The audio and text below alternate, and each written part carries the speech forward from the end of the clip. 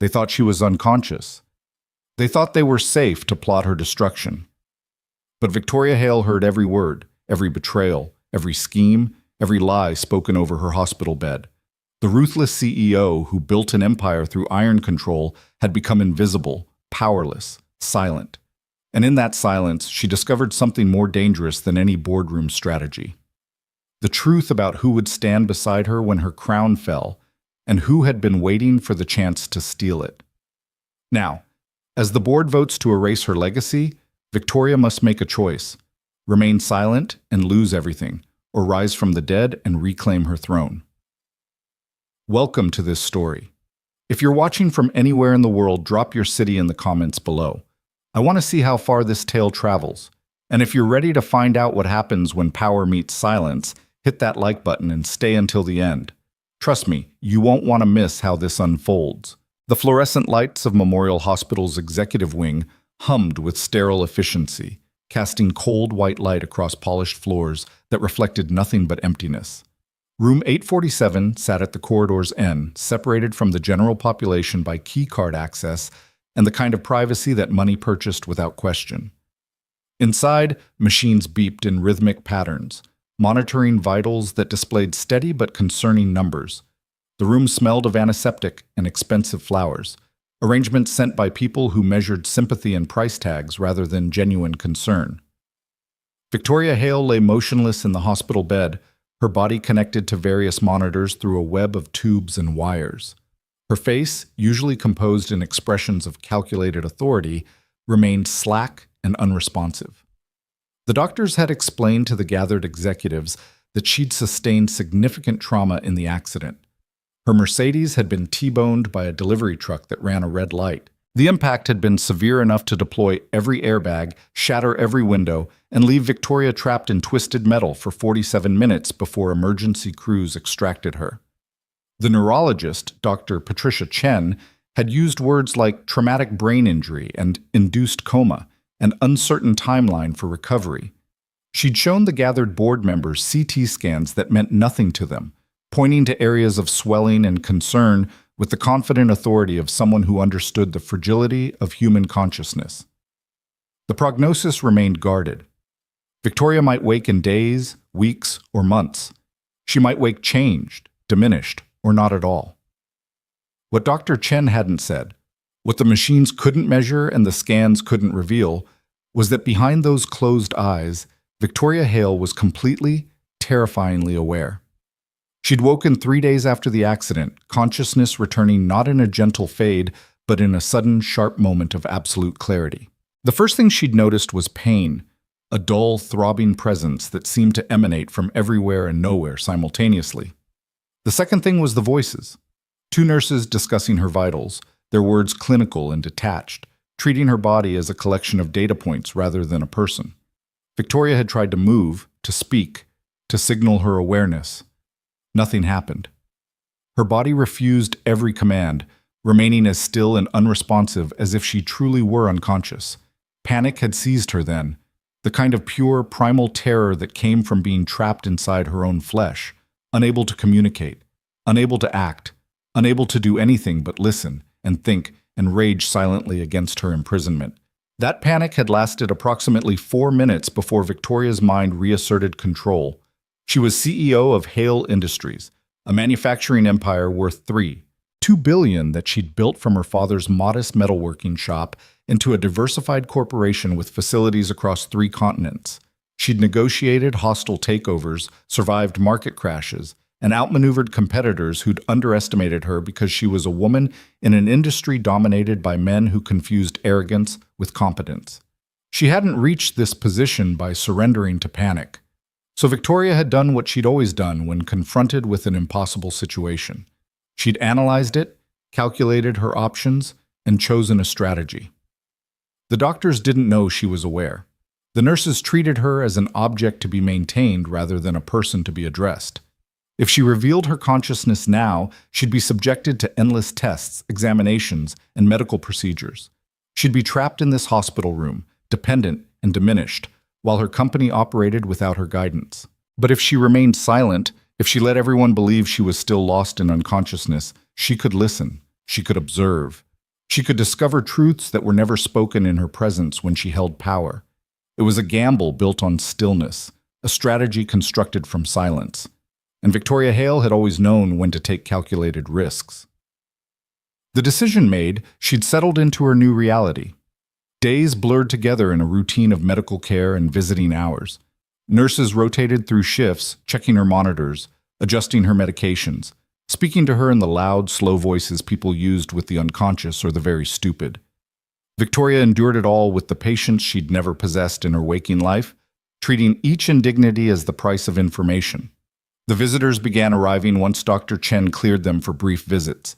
The board members came first, their sympathy performances ranging from convincing to transparent. They stood by her bedside, their cologne and perfume overwhelming the antiseptic smell, their words carefully crafted for an audience they believed couldn't hear them. Marcus Webb arrived on the fourth day. He was Hale Industries' chief financial officer, a man Victoria had promoted 3 years ago based on his ability to identify cost savings without sacrificing quality. He was 48, ambitious in the careful way of someone who'd learned patience, and generally competent at his job. He stood at the foot of her bed for 30 seconds before speaking, his voice carrying the practiced tone of someone delivering rehearsed sympathy. "Victoria, I don't know if you can hear me," he said, which was how they all began. "The doctors say talking to you might help, so I wanted to come by. The company is stable. We're managing the transition, making sure nothing falls apart while you focus on recovery. The Q3 projections are still solid, though we'll need to address the merger talks with Consolidated Materials soon. Mitchell thinks we should postpone, but I'm not sure that's the right move." He paused, and Victoria could almost hear the calculations running through his mind. What to say, what to withhold, how to position himself in this moment of uncertainty. "You built something incredible," Marcus continued, his tone shifting slightly. "Hale Industries is your legacy. Whatever happens, we'll make sure it survives. That's what you'd want, right? For the company to continue, to thrive, regardless of individual circumstances." The words were reasonable, even respectful. But Victoria heard what he hadn't said, that he and others were already planning for a future without her leadership, already positioning themselves for the power vacuum her absence created. She filed the information away, adding it to the mental ledger she was constructing of who said what, who visited when, and what their words revealed about their true intentions. Jennifer Park came the next day. She was vice president of operations, 39 years old, brilliant at supply chain optimization, and someone Victoria had personally mentored for 2 years. Jennifer had been the first woman Victoria had hired into senior leadership, seeing in her a reflection of her own drive and refusal to accept limitations based on gender. They'd worked late nights together, solved impossible logistics problems, and built a professional relationship that Victoria had considered one of her few genuine connections within the company. Jennifer stood closer to the bed than Marcus had, her hand briefly touching Victoria's arm in what seemed like a genuine gesture of concern. "Hey, Victoria," she said softly. "I hate seeing you like this. You're the strongest person I know, and watching you lying here, it's just wrong. You don't do helpless. You don't do vulnerable. This isn't you." Victoria felt something twist in her chest, the first emotion beyond anger and calculation that she'd experienced since making her decision to remain silent. Jennifer sounded genuinely distressed, genuinely worried. "Maybe—" "I need you to wake up," Jennifer continued, her voice dropping even lower. "Not just because the company needs you, though God knows it does.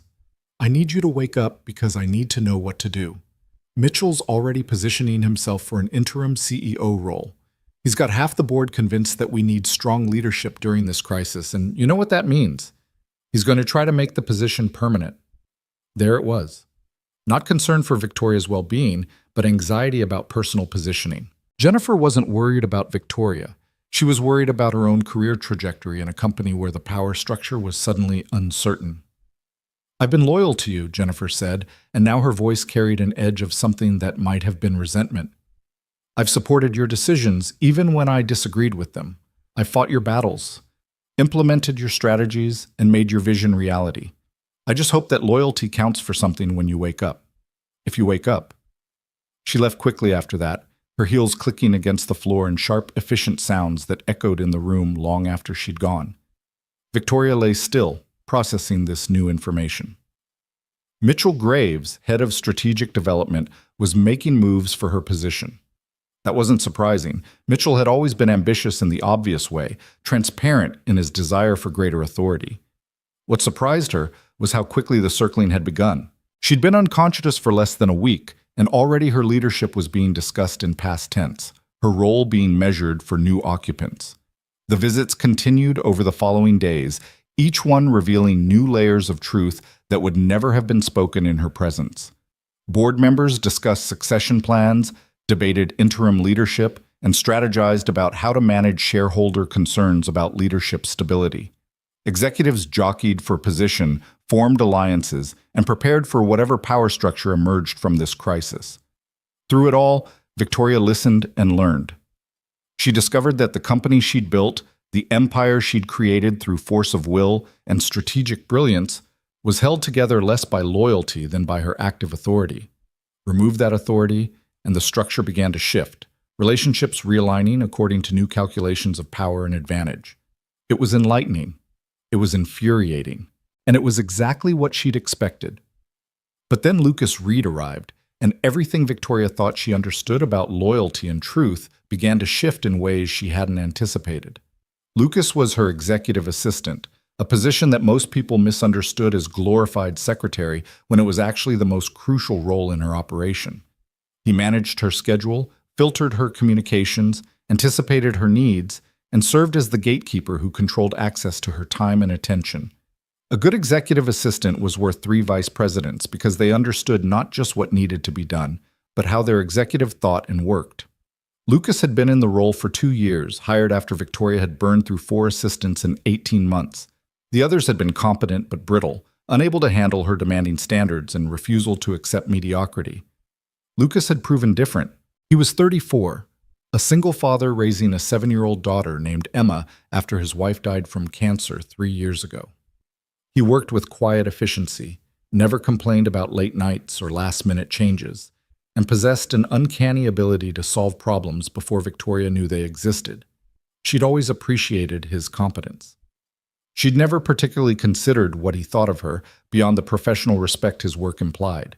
Executive assistants were supposed to be invisible extensions of their boss's capabilities, present but not intrusive, efficient but not opinionated. Lucas entered her hospital room on the 8th day of her silence, and Victoria immediately registered something different about his presence. He didn't stand at the foot of the bed like the board members, didn't maintain the physical distance of someone uncomfortable with vulnerability. Instead, he pulled a chair close and sat down as if settling in for a conversation, even though he believed she couldn't hear him. "Hi, Victoria," he said, his voice carrying none of the loud, slow cadence others used with her. He spoke normally, as if she were fully present and capable of responding. "I know you probably can't hear this, but the nurses said talking might help, so I'm going to trust that it's worth doing, even if it feels ridiculous." He paused, and Victoria heard papers rustling. He'd brought something with him. "I've been managing your calendar and correspondence," Lucas continued, "redirecting what I can, escalating what needs board attention, and basically trying to keep everything from falling apart while you're recovering. It's not the same as having you actually making decisions, but I'm doing my best to think about what you'd want and act accordingly." More rustling, then his voice again, steadier now. "The board's been pushing me for access to your private files and communications. Mitchell specifically has asked 3 times for your passwords and authentication codes. I've told him I don't have them, which is technically true. You never gave me your personal passwords, just the access I needed for my job. He doesn't believe me. He's implied that I'm being obstructive, that I'm putting personal loyalty above company interests." Lucas's voice shifted, gaining an edge of something that might have been anger. "Here's what I don't think he understands. My loyalty isn't personal, it's professional. And there's a difference. I don't work for you because I like you or because you're nice to me. Let's be honest, nice has never been your management style. I work for you because you're brilliant at what you do, because you built something extraordinary, and because you treat competence with respect even when you're demanding more of it. That's worth protecting, even when you can't protect it yourself." Victoria felt something shift in her chest again, but this time it wasn't the bitter recognition of betrayal. It was something else, something she couldn't quite identify because she'd spent so long building walls against this kind of response. Emma asked about you yesterday, Lucas said, and now his voice carried a warmth that hadn't been there before. She wanted to know if my important boss lady was going to be okay. I've told her about you sometimes, not the details of your work, but the fact that you're someone who built something from nothing, who doesn't let anyone tell her what she can't do. I think that's important for her to see, especially with her mom gone. She needs to know that women can be powerful without apologizing for it. He fell silent for a moment, and Victoria heard the creak of the chair as he shifted position. I'm going to tell you something I'd never say if you were awake, Lucas said finally, his voice dropping lower. The board wants to replace you. Mitchell's been working the votes, talking about leadership continuity and shareholder confidence. He's positioning it as temporary, an interim arrangement while you recover, but we both know how these things work. Once someone sits in your chair, they start thinking it belongs to them. Victoria's mind raced through calculations and strategies, planning responses to this information even as she remained physically still. I'm going to try to stop it, Lucas continued. Not because I think I can run the company better than whoever they appoint. I'm an executive assistant, not a CEO. But because what you built deserves to be protected until you can protect it yourself. I don't know if that makes me loyal or stupid or both. Probably both. He stood, and Victoria heard him gathering his papers. Get better, Victoria, Lucas said, and now his voice carried something that sounded almost like a plea, not just for the company. Get better because the world needs people who refuse to accept limitations, who build empires from nothing, who show little girls like Emma that power and competence matter more than likability. We need you to come back, even if you come back as difficult and demanding as you were before. He left, and Victoria lay in the silence that followed, her mind processing everything she'd heard. Of all the visitors who'd come to her bedside, speaking words of sympathy and concern, Lucas Reed was the first who'd been completely, uncomfortably honest. He hadn't performed grief or loyalty. He'd simply told her the truth, about the board, about his own motivations, about what he intended to do despite the personal and professional risks. In her decades of building and running Hale Industries, Victoria had learned to value competence above almost everything else. Loyalty could be purchased or manufactured. Sympathy could be performed. But true competence, the ability to see clearly, think strategically, and act decisively regardless of personal cost, that was rare and valuable. She'd always known Lucas Reed was competent. She was beginning to understand he might also be genuinely principled, which was something else entirely. The days continued in their sterile routine. More visitors came and went, their words adding to Victoria's growing understanding of how her absence was reshaping her company's power structure. Mitchell Graves visited twice, both times speaking in tones of exaggerated concern while carefully framing his positioning for interim leadership as reluctant duty rather than naked ambition. Board members debated and strategized, each visit revealing new alliances and divisions among people who'd presented a united front when Victoria was active and aware. But it was Lucas's daily visits that Victoria found herself anticipating, despite her commitment to emotional distance. He came every evening after work, always sitting in the same chair, always speaking in that same honest, unadorned way. He updated her on company operations, shared small details about his daughter's life, and occasionally offered observations about the board's maneuvering that were both insightful and concerning. Mitchell scheduled an emergency board meeting for Friday, Lucas told her on day 12. He's going to push for an interim CEO vote. He's got Jennifer Park supporting him now. She's apparently decided that aligning with whoever ends up in power is smarter than waiting for your recovery. Victoria mentally added Jennifer's defection to her growing ledger of betrayals. The woman she'd mentored, the professional relationship she'd valued, had lasted exactly 12 days past Victoria's apparent powerlessness. It was disappointing, but not surprising. I'm going to attend the meeting, Lucas continued. I know I don't have a vote, but I have the right to observe board meetings as your representative. Mitchell's not happy about it, but the bylaws are clear. I can't stop the vote, but I can at least witness what happens, document who votes which way, and make sure there's a record of how this plays out. He paused, and Victoria heard frustration in his voice when he continued. I wish you'd wake up.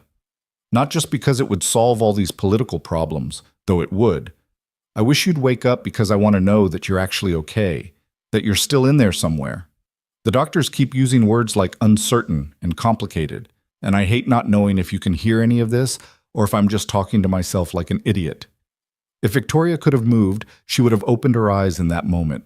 She would have told him that she heard every word, that his honesty mattered more than he knew, that his loyalty, professional and principled rather than personal and blind, was exactly the kind of integrity she'd spent years searching for in her leadership team.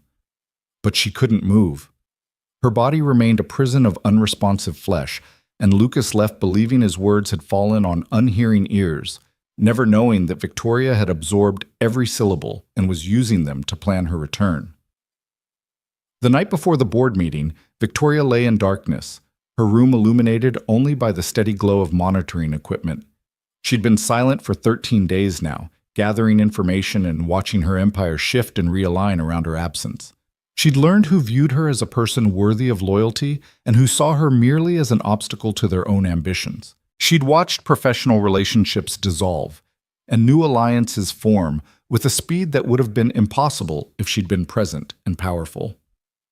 Most importantly, she'd discovered that Lucas Reed possessed the kind of integrity she'd spent her career believing was either rare or illusory, the willingness to do what was right despite personal cost, to remain honest when dishonesty would be easier, to protect principles when everyone else was calculating advantages. Tomorrow, the board would meet. They would vote to remove her, to install Mitchell as interim CEO, to begin the process of erasing her authority and replacing her leadership. They would do it believing she was unconscious, believing their betrayals were unobserved and their words unheard. They were wrong.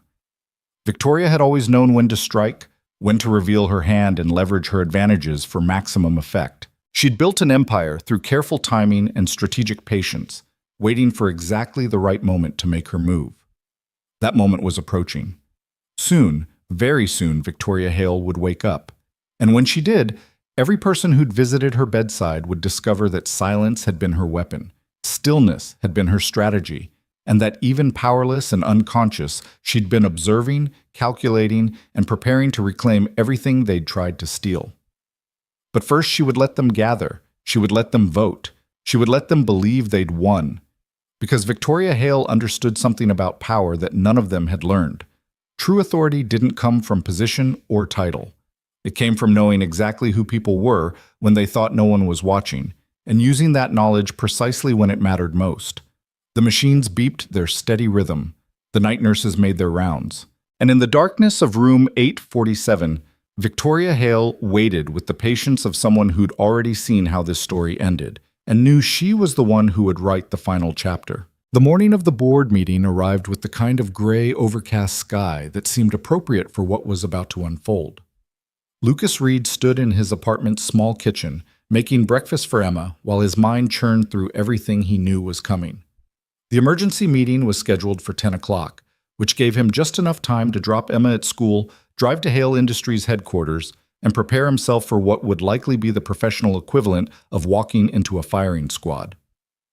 "Daddy, you're burning the eggs," Emma said from her seat at the table, her 7-year-old voice cutting through his distraction with the blunt honesty that children wielded without realizing its power.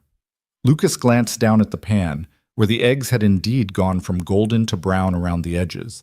He quickly reduced the heat and transferred them to plates before they became completely inedible. "Sorry, sweetheart," he said, setting her plate in front of her along with the toast she'd requested. "My mind was somewhere else." "Are you worried about the important boss lady?" Emma asked, picking up her fork with the careful concentration she brought to most tasks. She had her mother's dark hair and serious eyes, and sometimes when Lucas looked at her, the resemblance was so sharp it physically hurt. "Yeah," Lucas admitted, sitting down across from her with his own plate. "There's a big meeting today about the company, and I'm worried about what might happen." "Is someone trying to take her job while she's sick?"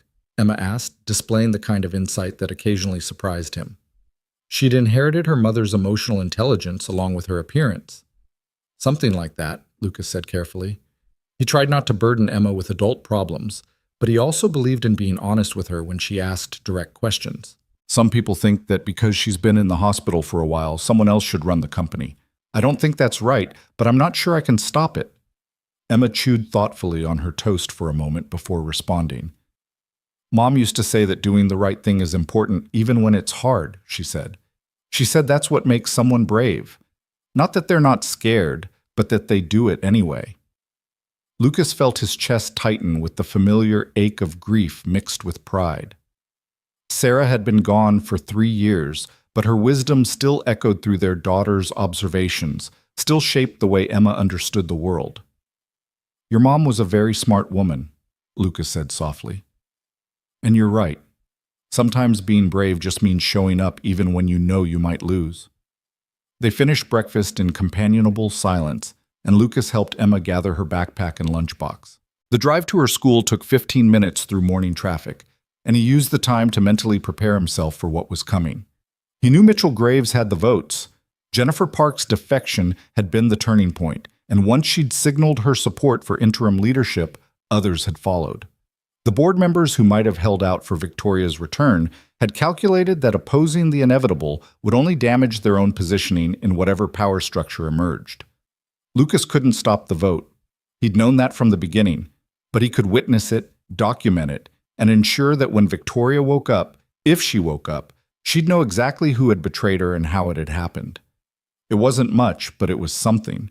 It was doing what was right, even when it wouldn't change the outcome.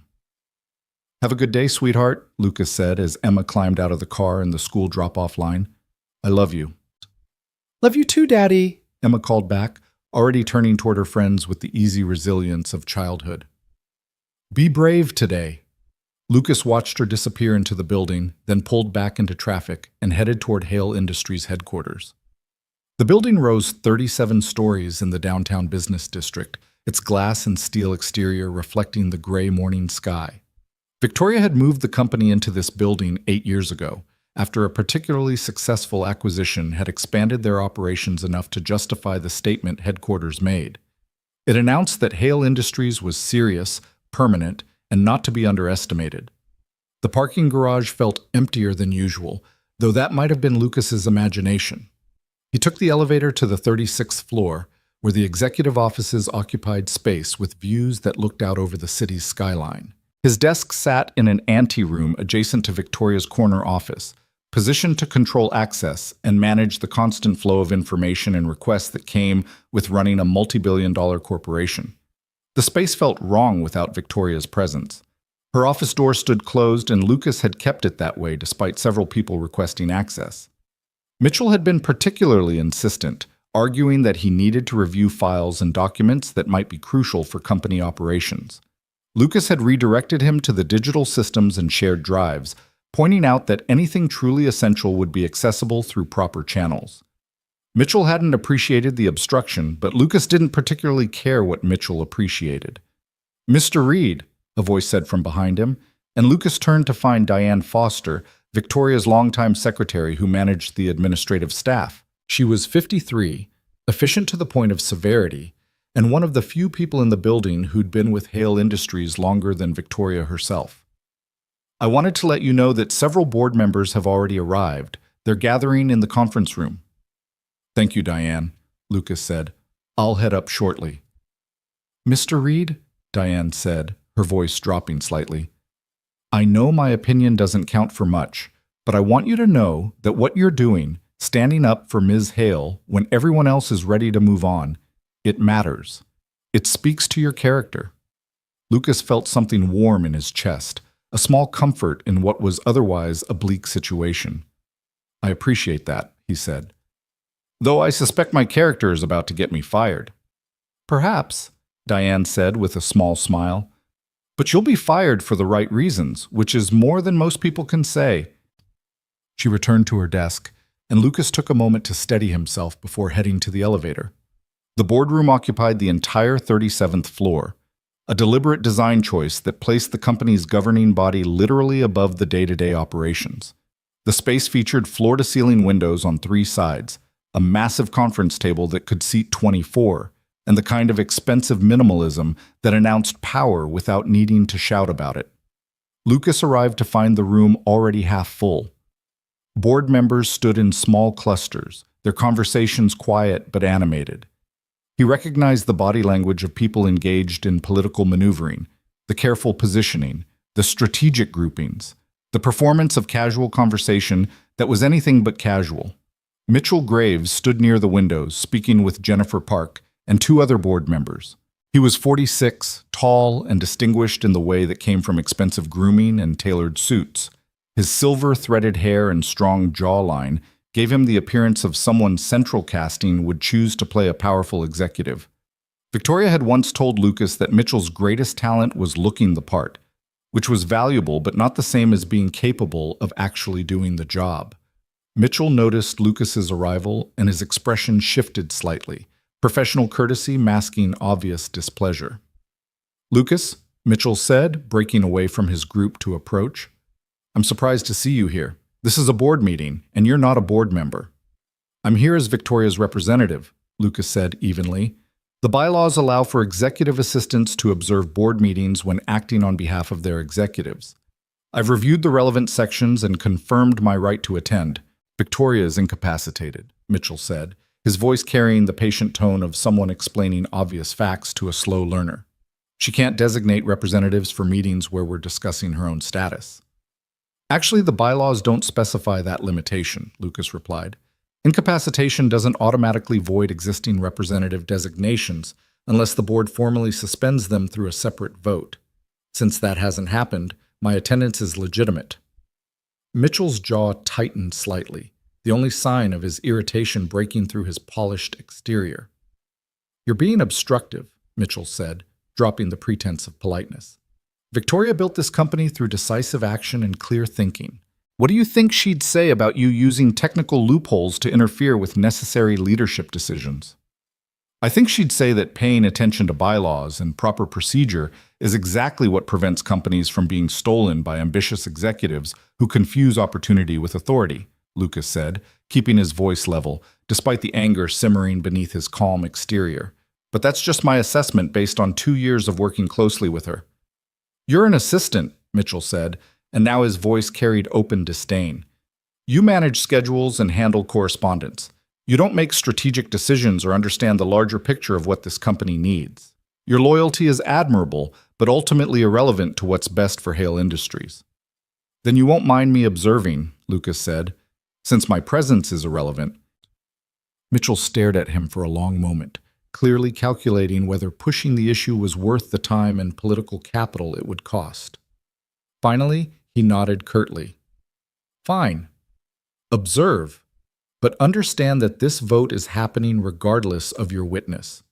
The board has a fiduciary responsibility to ensure leadership continuity, and we're going to fulfill that responsibility whether you approve or not." He turned back to his group, and Lucas moved to take a seat against the wall, away from the main conference table. His position physically reinforced his status, present but not participating, observing but not voting, witness to decisions he couldn't influence. The remaining board members filtered in over the next 10 minutes. Lucas recognized all of them from Victoria's files and his own interactions managing her calendar. Thomas Chen, the retired manufacturing executive who'd been on the board since Victoria's father ran the company. Sandra Williams, the venture capitalist who'd pushed for diversification into new markets. Robert Martinez, the former senator who brought political connections and regulatory expertise. Each of them had been appointed by Victoria, had benefited from the company's success under her leadership, and were now preparing to vote her out of power. At precisely 10 o'clock, Mitchell called the meeting to order. "Thank you all for gathering on short notice," he began, standing at the head of the table with the kind of natural authority that came from years of performing leadership. "We're here to address a critical situation facing Hale Industries. Victoria Hale has been incapacitated for 2 weeks following her accident. The medical prognosis remains uncertain, with no clear timeline for her recovery or return to active leadership." He paused, letting his words settle over the room. "In the meantime, the company requires decisive leadership. We have pending merger negotiations, quarterly earnings to report, and strategic decisions that can't be delayed indefinitely. The board has a fiduciary responsibility to our shareholders, our employees, and the long-term health of this organization. That responsibility requires us to ensure leadership continuity." "What exactly are you proposing?" Thomas Chen asked. He was 72, his voice carrying the weight of decades in manufacturing and business. Lucas had always found him difficult to read. He spoke rarely but carried significant influence when he did. "I'm proposing that the board appoint an interim CEO," Mitchell said, "someone who can provide immediate leadership while we hope for Victoria's full recovery. This wouldn't be permanent. It would be explicitly framed as temporary, contingent on Victoria's medical status. But it would give us the authority structure we need to continue operating effectively."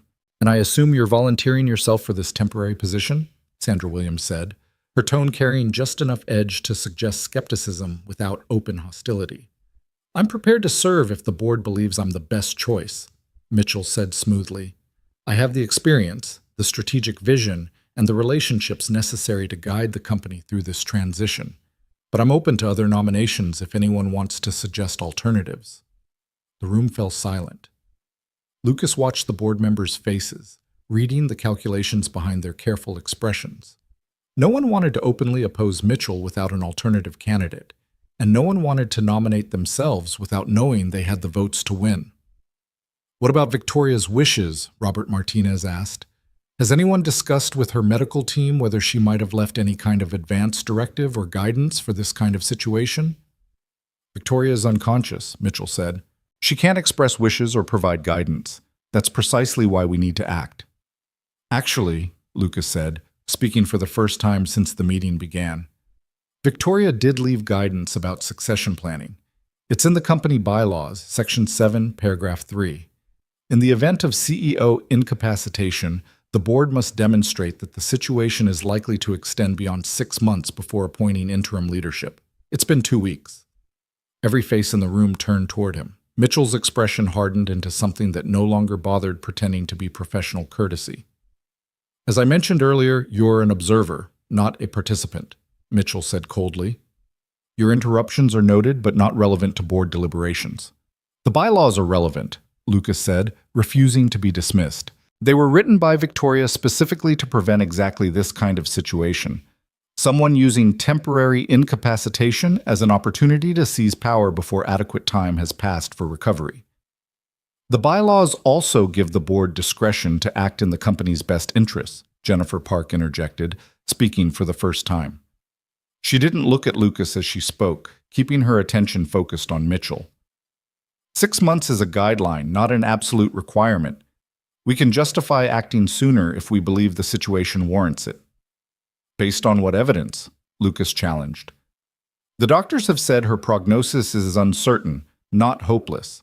Uncertain means there's a possibility of recovery, potentially a strong possibility. Voting to replace her after 2 weeks suggests this is about ambition, not about the company's actual needs." "You're out of line," Mitchell said, his voice rising slightly. "Your loyalty to Victoria is commendable, but you're not qualified to make judgments about what the board should or shouldn't do. This is exactly the kind of emotional reaction that proves why assistants don't participate in strategic decisions." "Emotion would be defending Victoria because I like her," Lucas said, standing now to face Mitchell directly across the room.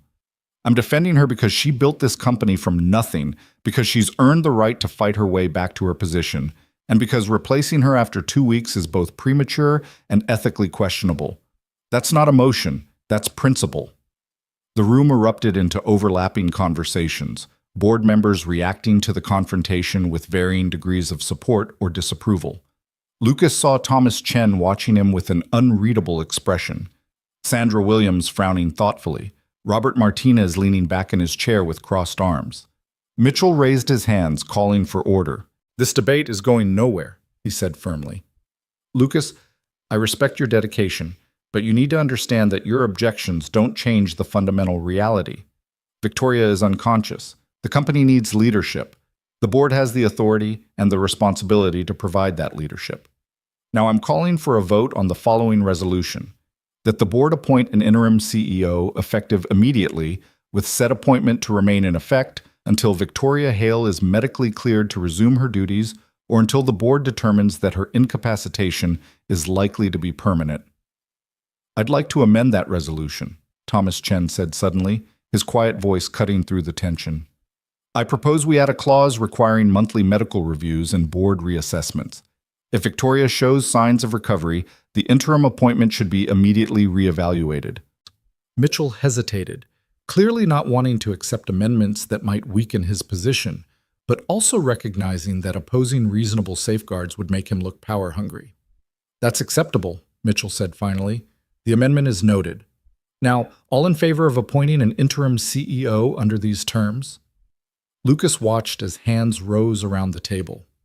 Jennifer Parks went up immediately, followed by 3 others, then 2 more. Mitchell kept his own hand down, maintaining the pretense that he wasn't voting for himself, but 7 votes out of 11 board members was more than enough to pass the resolution. "All opposed?" Mitchell asked, and Lucas saw Thomas Chen's hand rise, followed by Sandra Williams. 2 votes against, not enough to stop it. "The resolution passes," Mitchell announced. "Now we need to vote on who should serve as interim CEO. "I'm willing to accept the nomination if—" The conference room door suddenly burst open, and Diane Foster stood in the doorway, her usual composed efficiency completely shattered.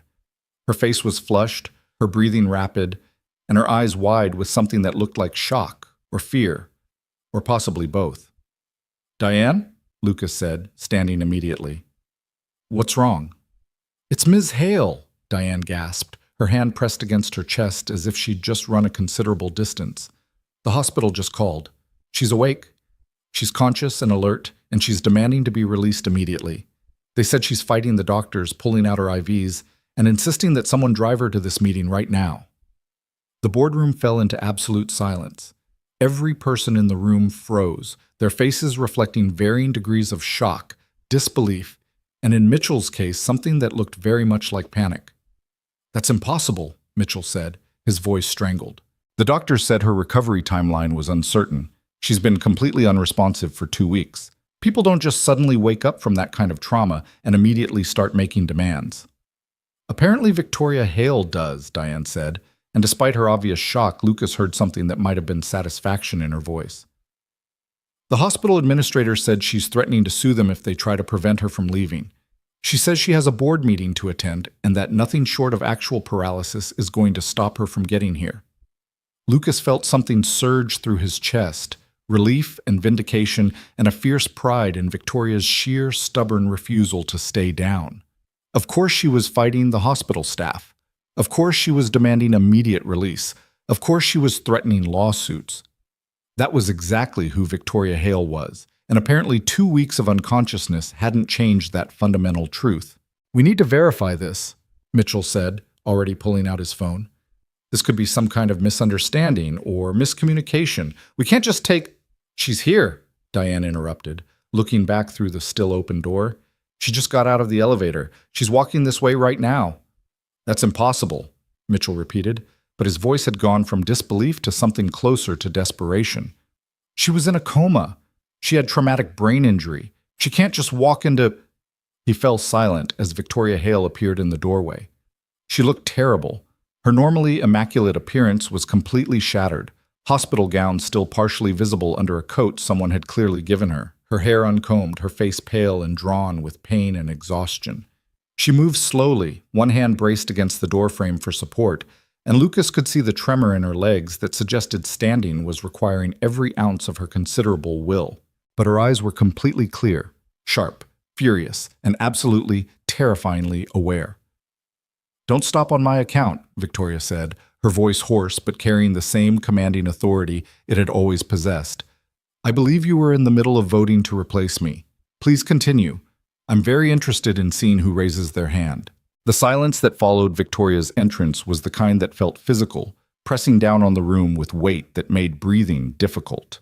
Lucas watched the board members' faces transform in real time, shock bleeding into fear, calculation replacing casual confidence, carefully constructed political positions crumbling under the sudden return of the person they'd just voted to replace. Victoria remained in the doorway, still braced against the frame, and Lucas could see the effort it took for her to stay upright. Her knuckles were white where she gripped the wood, her body swaying slightly with exhaustion that she was clearly refusing to acknowledge. She'd pulled out her IV lines. Lucas could see the medical tape still stuck to her arm, spots of blood seeping through where the needles had been. She was wearing a hospital gown under what looked like a janitor's coat, and her feet were in paper slippers that were already starting to tear. She looked like she'd escaped from the hospital rather than been properly discharged, which, Lucas suspected, was exactly what had happened. "Victoria," Mitchell said, recovering faster than the others, his voice sliding into concerned sympathy with the ease of someone who'd spent years performing appropriate emotions. "Thank God you're awake. We've been so worried about you, but you shouldn't be here. You should be in the hospital, letting the doctors take care of you. This is too much too soon." "Is it?" Victoria's voice was rough, abraded by 2 weeks of intubation and unconsciousness, but the steel underneath was unmistakable. "Because from where I'm standing, it seems like perfect timing.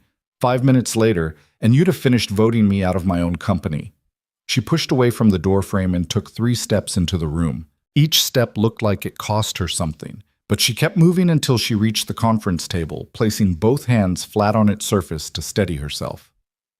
"I heard you, Mitchell," Victoria said, her eyes locked on him with an intensity that made him visibly flinch. "Every word you said in my hospital room. The sympathy performance you delivered while I was supposedly unconscious, and then the strategic positioning you started the moment you thought I couldn't hear you anymore." Mitchell's face went through several expressions in rapid succession: confusion, comprehension, denial, and finally settling on defensive anger. "That's impossible," he said flatly. "The doctors confirmed you were in a coma, unresponsive. There's no way you could have heard—" "I heard everything," Victoria interrupted, her voice cutting through his protests like a blade. "You visited me on day 4. You stood at the foot of my bed and told me the company was stable, that you were managing the transition. You used the word transition specifically, and you said that regardless of individual circumstances, the company would continue. That was your way of telling me you were already planning to move on without me." Mitchell's face had gone pale, but he recovered quickly, shifting tactics with the adaptability that had made him successful in corporate politics. "Even if that's true, I was acting in the company's best interests," he said. "You were unconscious with an uncertain recovery timeline. Someone had to think about leadership continuity. That's not betrayal. That's responsible management." "Responsible management," Victoria repeated, her lips curving into something that wasn't quite a smile. "Is that what you call starting succession planning 4 days after my accident? 4 days, Mitchell. My body was still in acute trauma, and you were already measuring my office for new occupants." She shifted her gaze to sweep across the rest of the board, and Lucas watched several of them physically recoil from the weight of her attention. "Jennifer," Victoria said, focusing on her former protege, "you visited on day 5. You told me you needed me to wake up, that you'd been loyal to me. You said you hoped that loyalty counted for something. Then exactly 1 week later, you aligned with Mitchell's vote to replace me. That's an interesting definition of loyalty." Jennifer's face flushed red, anger and embarrassment warring for dominance in her expression. "You were in a coma," Jennifer said, her voice sharp with defensiveness. "How were we supposed to know you could hear anything? The doctors said—" "I don't care what the doctors said," Victoria interrupted again, her voice rising slightly before a cough forced her to pause. Lucas saw pain flash across her face, quickly suppressed, and he realized she was operating on pure willpower and rage, probably doing serious damage to herself by being here at all. Victoria straightened after the coughing subsided, refusing to show weakness even though everyone in the room could see how much this was costing her. "Let me tell you what I learned during my 2 weeks of enforced silence," she continued, her voice steadier now. "I learned that the company I built, the empire I created through 20 years of 18-hour days and strategic brilliance, is held together by exactly 2 things: my active authority and Lucas Reed's integrity. Remove the first, and apparently everyone else treats my leadership as disposable. But the second, that stayed solid." She turned her head to look at Lucas, still standing against the wall, and something in her expression softened fractionally. "You came every day," Victoria said, and now her voice carried something Lucas had never heard from her before: vulnerability. Carefully controlled but unmistakably present. "You sat by my bed and told me the truth. Not comforting lies, not strategic positioning, just honest assessment of what was happening and what you intended to do about it. You told me you'd try to stop this vote even though you knew you'd probably fail, And you told me you'd do it because protecting what I built mattered more than protecting your job. Lucas felt heat rise in his face, suddenly aware that everyone in the room was now looking at him with varying degrees of surprise and reevaluation. You were right, by the way, Victoria continued, still looking at him, about everything. Mitchell was working the votes. Jennifer did align with him after initially seeming conflicted, and the board was absolutely prepared to replace me after 2 weeks using justifications that sound reasonable until you examine them closely. You documented it all, called out the bylaw violations, and stood up to people who had every positional advantage over you. That took either courage or stupidity, and I'm choosing to believe it was courage. She turned back to face the board, and the softness disappeared from her expression like it had never existed. So, here's what's going to happen, Victoria said, her voice dropping into the tone she used when delivering non-negotiable decisions. The vote you just held is void. I'm awake, I'm competent, and I'm resuming immediate control of this company. Mitchell, you're removed from the board effective immediately. The bylaws allow for CEO dismissal of board members who demonstrate actions contrary to company interests, and attempting to replace me while I was incapacitated absolutely qualifies. You can't do that, Mitchell said, but his voice had lost its earlier confidence. The board vote was legitimate. We followed proper procedure. You can't just overturn— I can and I am, Victoria said flatly. And if you want to challenge it, we can bring in the lawyers and have a very public conversation about whether your actions constituted attempted theft of company control. I've got testimony, documentation, and recordings of every conversation that happened in my hospital room. The hospital's security cameras captured audio and video of every visitor. I made sure of that before I even woke up. Lucas felt his eyes widen slightly.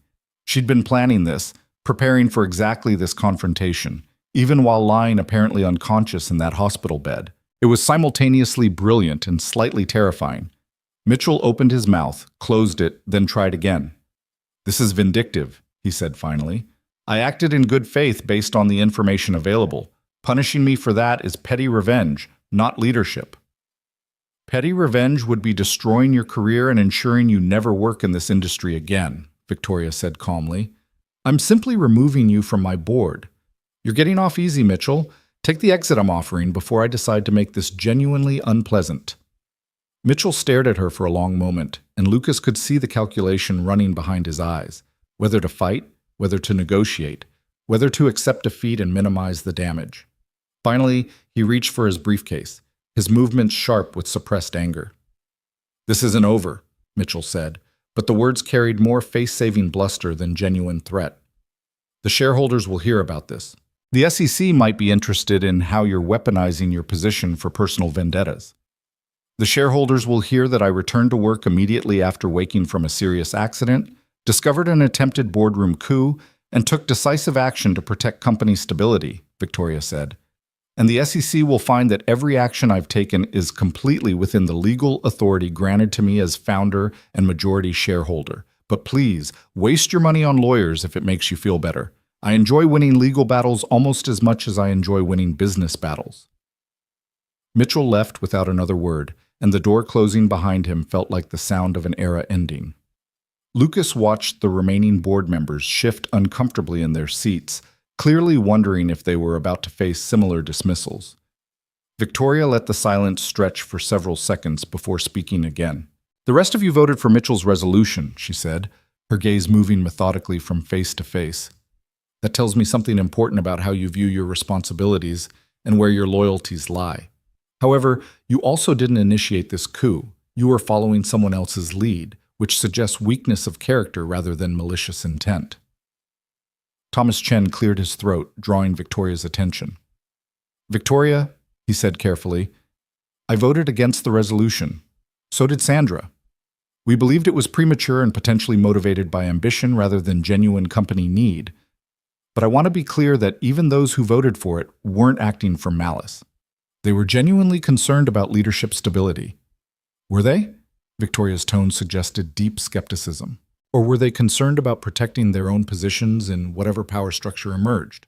Because genuine concern for the company would have meant fighting harder to give me time to recover, not jumping at the first opportunity to install new leadership. You were in a coma, Jennifer said, and now her voice carried frustration that had clearly been building throughout this confrontation. "We didn't know if you'd ever wake up, let alone wake up with full cognitive function. Waiting indefinitely would have been irresponsible. The company needs leadership, Victoria. Not someday, not eventually. Now. That's not betrayal. That's facing reality." Victoria turned her full attention to Jennifer, and Lucas saw his former boss's expression harden into something colder than he'd seen even during her most brutal negotiations. "You're right that the company needs leadership," Victoria said. "But here's what you're missing, Jennifer. Leadership isn't just about making decisions and issuing directives. It's about judgment, knowing when to act and when to wait, understanding what's truly urgent versus what's merely uncomfortable. 2 weeks is nothing in the lifespan of a corporation. We've weathered market crashes that lasted months, regulatory challenges that took years, and strategic initiatives that required patience most people don't possess. The company would have been fine for another month, another quarter, even another year if necessary. But you couldn't wait 2 weeks before abandoning ship."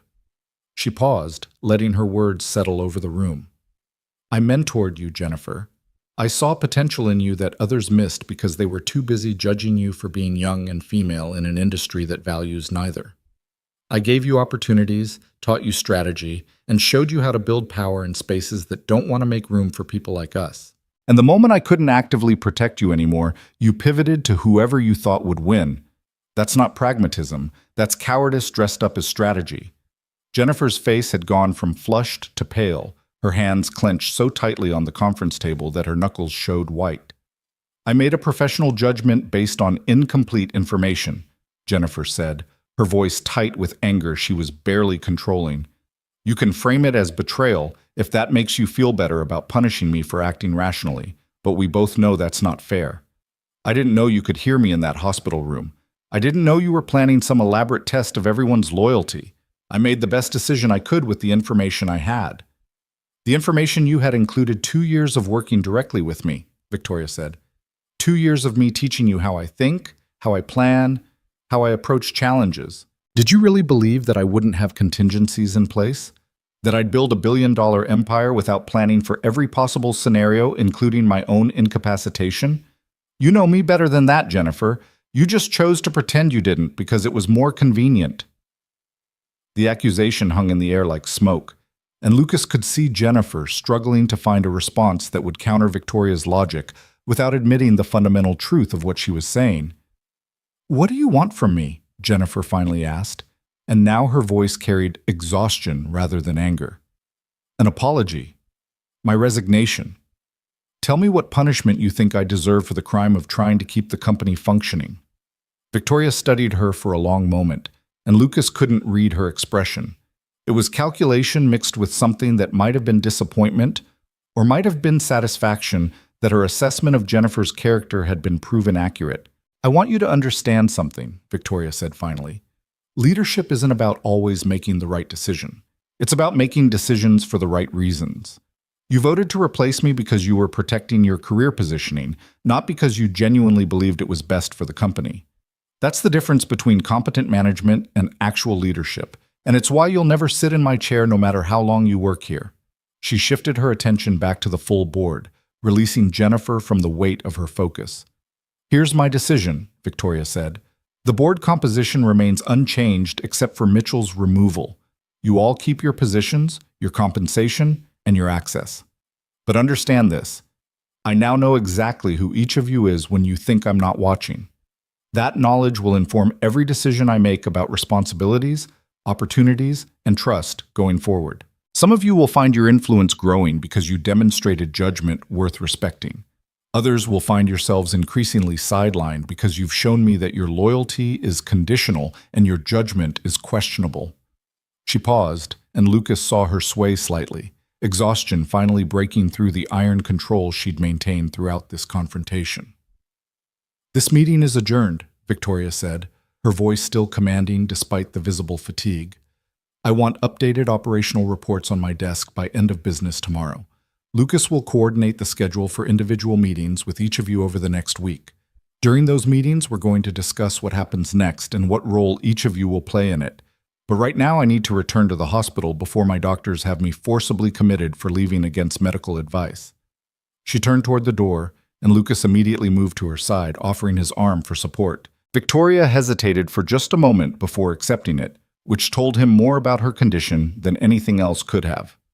Victoria Hale didn't accept help unless absolutely necessary, and the fact that she was leaning on him now meant she was running on fumes and willpower alone. "Lucas," she said quietly as they moved slowly toward the elevator, "I need you to drive me back to Memorial, and I need you to not tell me this was stupid or reckless, because I'm aware of both facts and did it anyway." "I wasn't going to say that," Lucas replied, pressing the elevator button and keeping his arm steady as she leaned more heavily against him. "I was going to say that was the most impressive piece of strategic theater I've ever witnessed, and that Emma was right this morning when she said being brave means doing the right thing even when you're scared." Victoria made a sound that might have been a laugh or might have been a cough. "Your daughter sounds wise beyond her years," she said as the elevator arrived and Lucas helped her inside. "I'd like to meet her sometime, when I'm not actively bleeding through hospital tape and wearing a janitor's coat." "She'd like that," Lucas said, pressing the button for the parking garage. "She's been asking about the important boss lady, wanting to know if you were going to be okay." "Important boss lady," Victoria repeated, and now Lucas was certain she was smiling despite the exhaustion and pain. "I like that title better than CEO. More honest about what actually matters." The elevator descended in silence, and Lucas used the time to assess Victoria's condition. She was pale, sweating despite the building's climate control, and the tremor in her legs had gotten worse. He needed to get her back to the hospital immediately, regardless of how much she might protest medical care. "You heard everything," Lucas said as they exited into the parking garage, not quite making it a question. "The entire 2 weeks you were conscious and listening." "Every word," Victoria confirmed, moving slowly toward where Lucas's car was parked. "I woke up on day 3 and realized immediately that I couldn't move, couldn't speak, couldn't signal that I was aware. I had a choice: panic and accomplish nothing, or stay quiet and learn everything I'd never know if I was conscious and powerful." She paused at the passenger door while Lucas unlocked it, catching her breath before continuing. "I learned that most people are loyal to power rather than to people, which I'd always suspected but never had confirmed so definitively. I learned that my company is held together by systems I built rather than relationships I cultivated, which is both reassuring and somewhat depressing. And I learned that you possess the kind of integrity I'd almost given up believing existed in corporate environments." Lucas helped her into the car, making sure she was settled before closing the door and moving around to the driver's side. Once he was seated and pulling out of the parking structure, Victoria spoke again. "Why did you do it?" she asked, her voice quieter now, fatigue making her words less precise. "You knew you couldn't stop the vote. You knew standing up to Mitchell would probably get you fired regardless of whether I recovered. So why risk your job, your income, your ability to provide for Emma, just to fight a battle you couldn't win?" Lucas navigated through downtown traffic, considering his answer carefully. It wasn't a simple question, and Victoria deserved more than a simple answer. "Because Emma asked me this morning if someone was trying to take your job while you were sick," he said finally. "And I told her yes. And she reminded me that her mother used to say doing the right thing matters even when it's hard, especially when it's hard." He paused at a red light, glancing over at Victoria's profile as she stared out the windshield. "I didn't do it because I like you," Lucas continued, echoing words he'd spoken in her hospital room without knowing she could hear them. "I did it because you built something extraordinary, because that's worth protecting, and because I wanted Emma to grow up knowing that her father chose principle over convenience when it mattered. That's the kind of person her mother was, and it's the kind of person I want to be." Victoria was quiet for long enough that Lucas wondered if she'd fallen asleep, exhaustion finally claiming her after the adrenaline of the confrontation wore off. But then she spoke, her voice carrying an emotion he couldn't quite identify. "Sarah was your wife," she said, and it wasn't a question. "You've mentioned her in passing a few times over the 2 years you've worked for me, but always briefly, always moving on quickly. She died 3 years ago, cancer." "Yes," Lucas said simply. "She sounds like she was remarkable," Victoria said. "The kind of person who leaves an impression that shapes everyone she touched, even after she's gone." She was, Lucas agreed, his throat suddenly tight with the familiar ache of grief that never entirely disappeared. She believed in doing things right, even when doing them easy was an option. She believed that character mattered more than success, though she thought you could have both if you refused to compromise the first for the second. I think I would have liked her, Victoria said softly. Then, after another pause, I'm going to promote you. Lucas nearly swerved the car in surprise, catching himself just in time to stay in his lane. What? Chief of Staff, Victoria said, her words coming slower now as exhaustion dragged at her consciousness. It's a new position. You'll coordinate between all departments, manage strategic initiatives, and serve as my proxy when I can't be present. Significant raise, full benefits, and the kind of authority that means you won't have to argue bylaw technicalities to attend board meetings anymore. Victoria, you don't need to— I do, she interrupted firmly. You stood up for me when no one else would. You risked everything to protect what I built. That deserves recognition. And more importantly, it deserves to be rewarded publicly so everyone in that company understands what I value. Competence matters. Intelligence matters. But integrity, real, fundamental integrity that doesn't waver when tested, that's rare enough to be priceless. You have it, Lucas.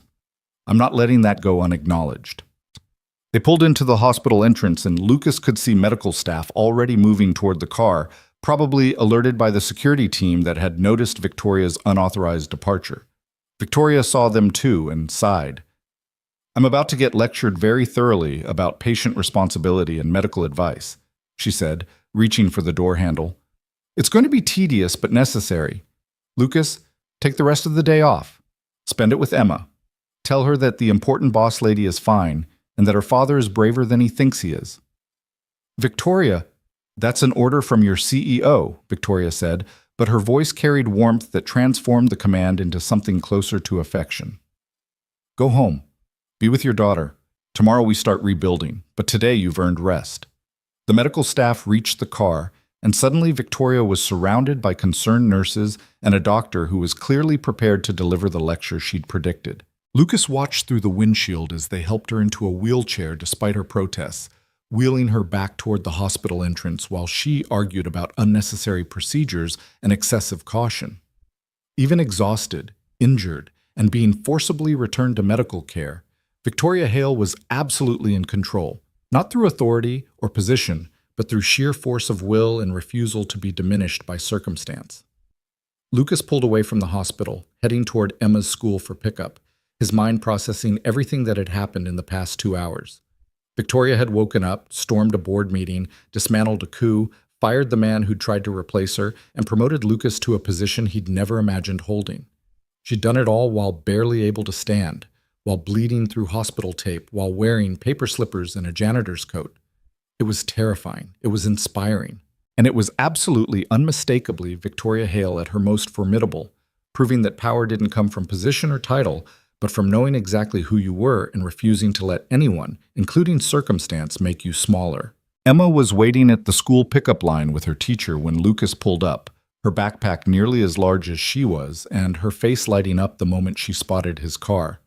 She climbed into the back seat with the careful precision she brought to most physical tasks, buckling her seatbelt without being reminded before turning her serious gaze on him. You look happy, Emma observed, displaying the emotional perceptiveness that sometimes caught Lucas off guard.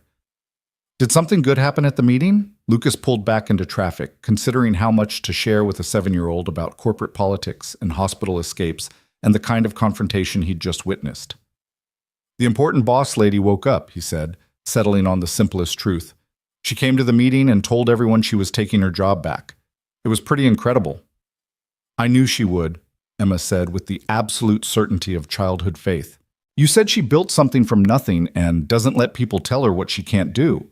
People like that don't stay down. Lucas glanced at her in the rearview mirror, once again struck by how much of Sarah lived on in their daughter's observations and insights. You're right, he said. She definitely doesn't stay down. In fact, she promoted me today. I'm going to have a new job with more responsibility. Emma's face brightened even further. That's because you were brave, she declared. Mom always said brave people get rewarded eventually, even if it takes a while. Your mom was a very smart woman, Lucas said, his voice thick with the emotion that still ambushed him at unexpected moments. And you're a lot like her. They drove home through afternoon traffic, Emma chattering about her day at school while Lucas processed everything that had happened. The board meeting felt surreal in retrospect, Victoria appearing in that doorway like some kind of avenging spirit, the way she'd systematically dismantled Mitchell's attempted coup, the cold precision with which she'd identified every betrayal and calculated every response. It had been brutal and brilliant in equal measure, and Lucas found himself grateful he'd never have to face Victoria Hale as an opponent. Their apartment was small but comfortable, filled with the accumulated evidence of their life together. Emma's artwork on the refrigerator, photos of Sarah scattered throughout, the kind of lived-in warmth that came from making a space truly home. Lucas made them an early dinner while Emma worked on homework at the kitchen table, and they fell into their familiar evening routine with the ease of long practice. It was only after Emma was bathed and in her pajamas, after they'd read 2 chapters of the book they were working through together, after she was tucked into bed with her favorite stuffed elephant, that she brought up Victoria again. "Daddy?" Emma said, her voice already drowsy. "Can I meet the important boss lady sometime? I want to thank her for giving you a better job." Lucas felt his chest tighten with affection for his daughter's generous heart, so much like Sarah's had been.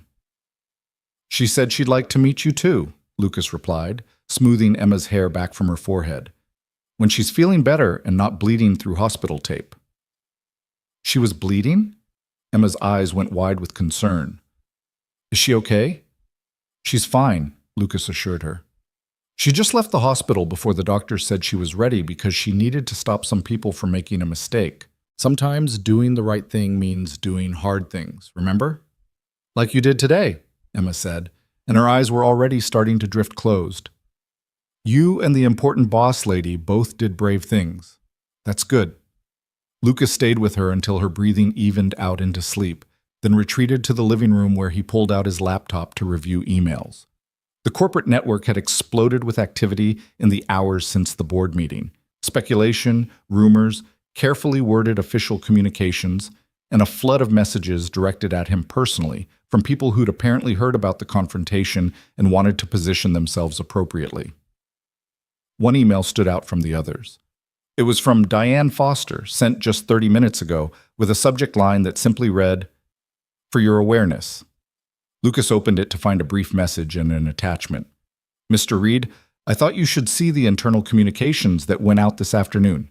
Also, Miss Haley called from the hospital to dictate a memo that I've prepared for your review. She wanted your approval before it was distributed company-wide. Please let me know if you have any concerns. Diane." The attachment was a draft memo on Hale Industries' letterhead, and Lucas felt his eyebrows rise as he read it. "To all Hale Industries employees, effective immediately, Lucas Reed is promoted from Executive Assistant to Chief of Staff, reporting directly to the CEO. In this capacity, Mr. Reed will coordinate strategic initiatives across all departments, serve as executive proxy in situations requiring CEO-level authority, and maintain operational continuity during periods of executive transition.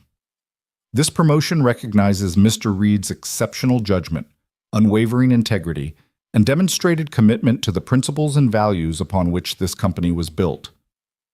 All department heads and senior leadership are instructed to provide Mr. Reed with full cooperation and access necessary to fulfill his expanded responsibilities. Questions regarding this change should be directed to my office. Victoria Hale, Chief Executive Officer." Lucas read it twice, processing the implications of such a public endorsement. Victoria wasn't just promoting him, she was making a statement to the entire company about what she valued and who she trusted. It was a political move as much as a professional one, marking him as someone under her protection and aligned with her vision. He typed a brief response to Diane approving the memo's distribution, then continued working through his emails until exhaustion finally forced him to close the laptop and head to bed. Sleep came fitfully, his mind replaying the day's events and anticipating the challenges that would come tomorrow.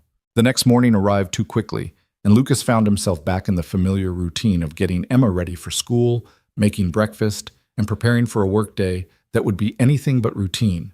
His phone buzzed as he was dropping Emma off, a text from Victoria that was characteristically direct. Meeting at 9 a.m., my office.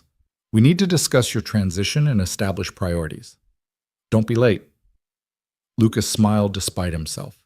Even recovering from traumatic injury, Victoria remained exactly herself, demanding, precise, and expecting immediate competence from everyone around her. He arrived at Hale Industries headquarters 20 minutes early, using the time to review operational reports and prepare for whatever Victoria might throw at him. The executive floor felt different this morning, charged with an energy that came from everyone knowing something significant had shifted in the company's power structure. People who'd ignored him yesterday now offered polite greetings, and Lucas recognized the behavior of individuals recalculating social dynamics and adjusting their positions accordingly. Diane was already at her desk when Lucas arrived, and she gave him a warm smile that transformed her usually severe expression. "Good morning, Mr. Reed," she said formally, though her eyes held genuine warmth. Ms. Hale arrived 30 minutes ago against all medical advice. She's in her office reviewing reports and becoming increasingly irritated with the limitations of her current physical condition. I thought you should be warned. "Thank you, Diane," Lucas said. "And please, it's still Lucas. The title change doesn't require formality between us." "The title change requires appropriate professional recognition," Diane replied firmly. "You've earned respect through your actions, Mr. Reed. I intend to show it." Lucas knocked on Victoria's office door at precisely 9 o'clock, and her voice called out immediate permission to enter. The office looked exactly as it had 2 weeks ago. Floor-to-ceiling windows offering panoramic city views, minimalist furniture that prioritized function over comfort, and walls lined with awards and recognitions that Victoria had never bothered to arrange decoratively. She sat behind her massive desk, and Lucas immediately noticed the signs of her condition. The careful way she held herself to minimize pain, the medical monitoring watch on her wrist that the hospital had clearly insisted she wear, and the subtle pallor that suggested she was running on determination rather than actual recovery. "Sit," Victoria said, gesturing to one of the chairs across from her desk. "We have a lot to cover and limited time before my doctors start calling to harass me about overdoing it." Lucas sat, pulling out his tablet to take notes, while Victoria organized papers on her desk. "First priority," Victoria began without preamble, "is damage control. Mitchell's removal from the board is going to generate questions from shareholders, media, and industry observers. We need a communications strategy that explains the situation without making me look vindictive or unstable." "I've already drafted preliminary talking points," Lucas said, opening a document on his tablet. "The narrative focuses on your remarkable recovery, your immediate return to active leadership, and a mutual decision with Mitchell to pursue new opportunities that better align with his career goals. It's diplomatic fiction, but it's the kind of fiction that everyone understands and accepts." Victoria's expression shifted into something that might have been approval. "Good. Send that to our PR team and have them coordinate with legal before any external communications go out. I want everything vetted to prevent misinterpretation." She made a note on her own pad before continuing. "Second priority is rebuilding trust with the board members who remain. Thomas and Sandra voted against Mitchell's resolution, which shows judgment I want to reward. The others demonstrated that their loyalty is conditional, which means I need to decide whether to cultivate them back into alliance or gradually replace them with people who've proven more reliable." "Thomas has already reached out," Lucas said, checking his messages. "He wants to schedule a one-on-one meeting to discuss the company's direction and his continued role. Sandra sent a similar request. The others are maintaining radio silence, probably waiting to see how you're going to respond before committing to any particular approach. Tell Thomas and Sandra I'll meet with them next week, after I'm cleared for full duty," Victoria said. "The others can wait. Let them wonder about their standing for a while. Uncertainty can be a useful tool for encouraging cooperation." She paused, and Lucas saw pain flash across her face before she suppressed it with visible effort. "Are you sure you should be here?" Lucas asked, concern overriding professional boundaries. "The doctors wanted you in the hospital for at least another week of observation." "The doctors wanted me sedated and immobile," Victoria replied dismissively. "I have work to do, a company to run, and no patience for being treated like an invalid. I'm fine, Lucas. Uncomfortable but functional." "You're bleeding through your shirt," Lucas said bluntly, pointing to a small red stain that had appeared near her shoulder. That's not fine, Victoria. That's stubborn to the point of self-destructive. Victoria glanced down at the stain, her mouth tightening with irritation. It's from where I pulled out the IV line yesterday. The wound reopened during the drive this morning. It's superficial. It's evidence that you're doing permanent damage by refusing to rest, Lucas countered, using the same tone he used with Emma when she tried to argue against bedtime. You proved your point yesterday. You came back, you reclaimed control, you showed everyone that you're not going to be easily displaced. Now you need to actually recover so you can maintain that control long-term instead of burning out in spectacular fashion. Victoria stared at him for a long moment, and Lucas couldn't quite read her expression. It was somewhere between irritation at being challenged and something that might have been respect for his willingness to challenge her. You're very direct for someone who just got promoted, Victoria said finally. You promoted me for integrity, Lucas replied. Integrity means telling you the truth even when you don't want to hear it. The truth is that you're running on adrenaline and pride, and both of those run out eventually. You need medical care, rest, and time to actually heal. Otherwise, you're going to collapse at an extremely inconvenient moment and give all those board members ammunition to question your fitness for leadership. The logic of that argument clearly landed because Victoria's expression shifted from defensive to calculating. How long? She asked. How long what? How long do I need to be visibly recovering before I can resume full operations without people questioning my judgment? Victoria clarified. You're right that collapsing would be worse than temporarily stepping back. So tell me the minimum time I need to demonstrate recovery before returning to active leadership. Lucas considered the question carefully, weighing Victoria's obvious need for control against the equally obvious reality of her physical limitations. 1 week of remote work from home, he said. You stay connected, make all major decisions, conduct video meetings for anything essential. But you do it from somewhere comfortable where you can rest between calls, and nobody can see if you need to lie down because your body is screaming for recovery time. During that week, I manage day-to-day operations, keep everything running smoothly, and serve as your visible proxy so no one thinks there's a power vacuum. That's a long time to be away from the office, Victoria said, but her tone suggested she was actually considering it rather than reflexively rejecting the idea. It's a week, Lucas countered. You've built a company that can survive a week of remote leadership, and frankly, being home gives you time to do the strategic thinking you're best at without getting dragged into operational minutiae that other people can handle. Use the recovery time productively, review our market position, analyze competitors, plan the next 5 years of growth. Do the CEO work that requires your specific vision instead of the daily management work that any competent executive could handle.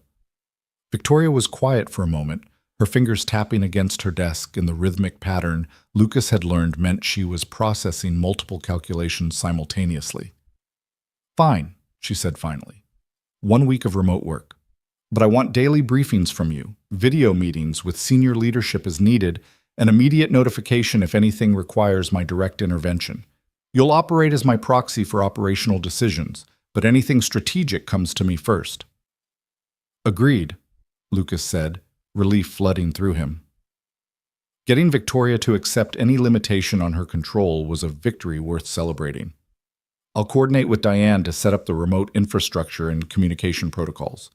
When do you want to start? Tomorrow, Victoria said immediately. Today I'm here, I'm functional, and I want to use the time to bring you up to speed on everything you'll need to manage. That means going through every major initiative, every key relationship, every pending decision that might require attention. We have approximately 6 hours before I'm physically incapable of continuing, so let's make them count. What followed was the most intensive education Lucas had ever received in corporate strategy and operational management. Victoria walked him through Hale Industries' complete operational picture with the systematic thoroughness of someone who knew exactly what information was crucial and what could be safely abbreviated. She explained the dynamics of their major client relationships, identified which executives were truly competent versus which ones were skilled at appearing competent, outlined pending strategic initiatives and their relative priorities, and shared insights about market positioning that showed why she'd been able to build an empire while competitors struggled. Lucas took notes frantically, his tablet filling with information that would take him days to fully process and internalize. Victoria's mind worked with a speed and precision that was genuinely remarkable, connecting disparate pieces of information into coherent strategy with the kind of intuitive brilliance that couldn't be taught. They broke briefly for lunch, which Diane had thoughtfully ordered to be delivered directly to Victoria's office, and Lucas noticed that Victoria ate mechanically, fueling her body without actually paying attention to the food. She was focused entirely on the task of transferring knowledge, operating with the single-minded intensity she brought to everything she deemed important. "Jennifer Park," Victoria said as they moved into discussing personnel, her voice carrying the flat tone she used when discussing unpleasant necessities. "You need to understand what I'm planning to do with her and why." Lucas looked up from his notes, giving Victoria his full attention. "She's talented," Victoria continued, "genuinely skilled at operations and logistics. But she's also fundamentally opportunistic in a way that makes her dangerous in leadership positions. She'll align with whoever she perceives as holding power, which means her loyalty shifts with circumstances. That's fine for middle management, where opportunism can actually be useful. It's toxic in senior leadership, where strategic consistency matters more than tactical flexibility." "Are you going to fire her?" Lucas asked. "No," Victoria said, surprising him. "Firing her would be vindictive and would send the wrong message to other employees about how I handle disagreement. Instead, I'm going to move her laterally into a position with less strategic authority but similar compensation. She'll still be VP of Operations, but with reduced scope and no direct involvement in major strategic decisions. She'll report to you instead of directly to me." Lucas felt his eyebrows rise. "That's going to be awkward," he said. "She's significantly more senior than I am, and she's going to resent reporting to someone she viewed as administrative support a week ago." "Yes," Victoria agreed simply. "And that resentment will either teach her something about humility and the consequences of poor judgment, or it will drive her to leave the company for opportunities elsewhere.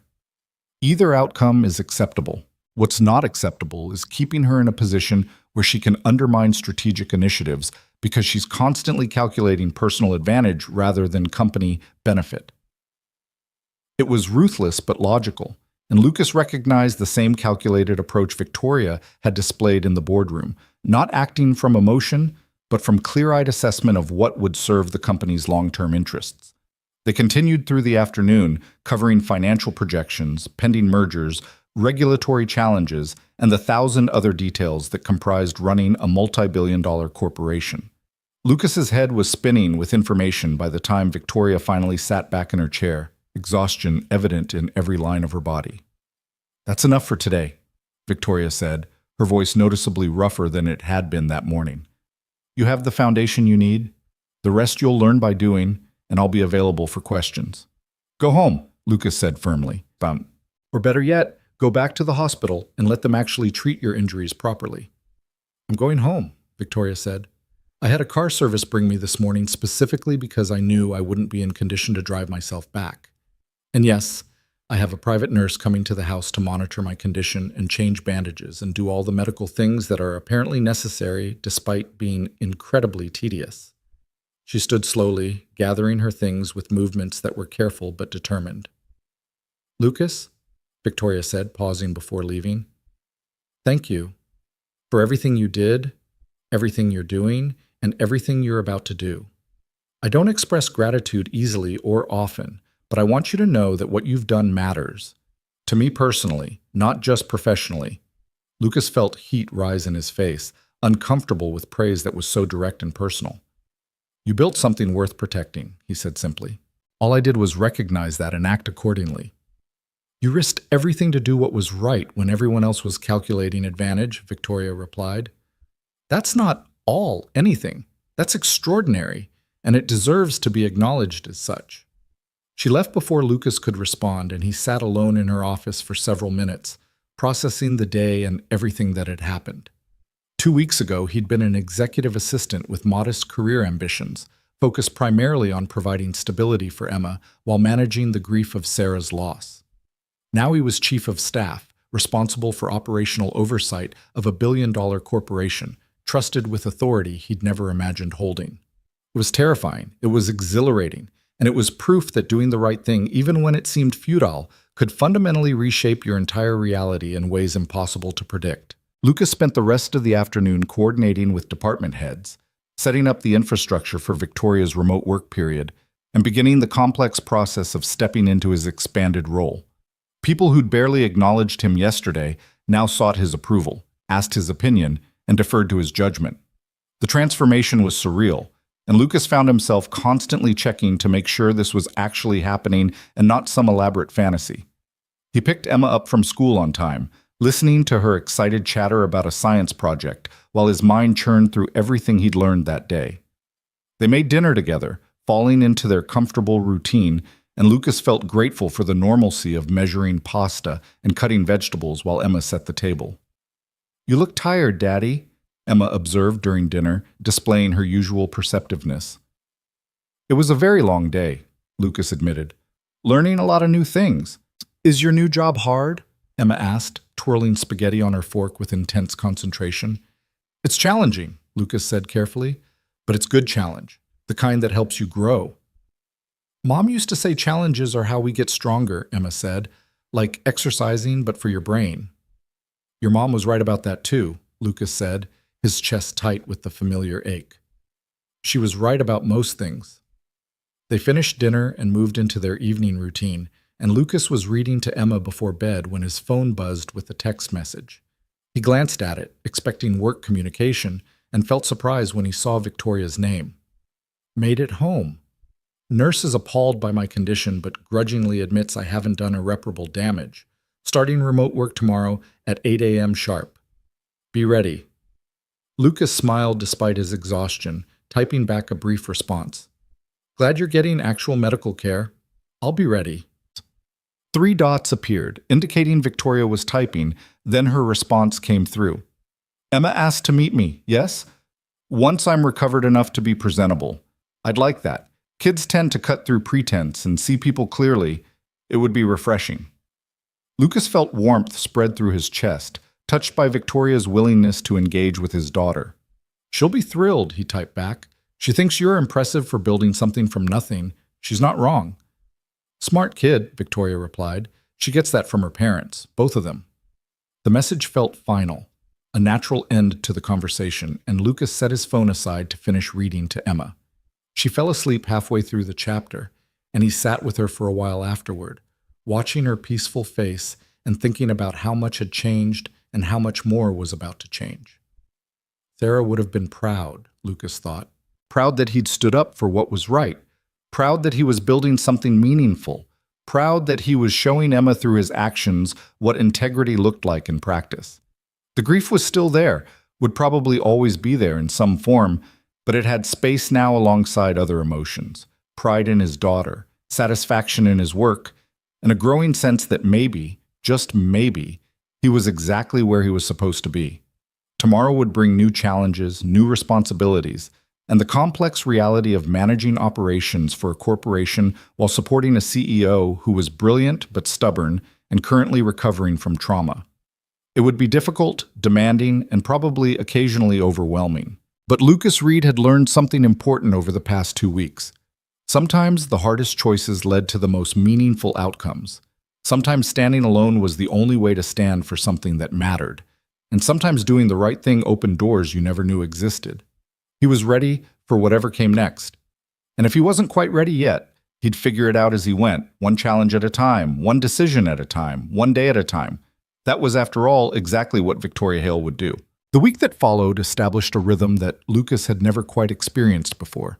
The peculiar balance of managing massive operational complexity while maintaining constant communication with someone who refused to let physical limitations slow her strategic thinking. Victoria worked from her penthouse apartment overlooking the river, connecting through video calls that revealed glimpses of her private life Lucas had never seen. Books stacked on tables behind her, abstract art on walls that suggested aesthetic preferences she never displayed at the office, and occasionally a gray cat that wandered through the frame with complete indifference to corporate proceedings. Lucas arrived at headquarters each morning before 7, using the quiet hours to review overnight developments and prepare for Victoria's 8 o'clock briefing call. She appeared on screen each morning with her hair pulled back, dressed professionally from the waist up, while Lucas suspected she was wearing comfortable clothes below camera range, her face still showing signs of healing, but her mind operating at full capacity. "Operations report," Victoria said on the third morning, her voice coming through his computer speakers with perfect clarity. Start with the consolidated materials merger discussions. Where are we on due diligence? Lucas pulled up the relevant files, summarizing the analysis their team had completed over the past 48 hours. The merger represented a significant expansion opportunity, but it also carried risks that needed careful evaluation.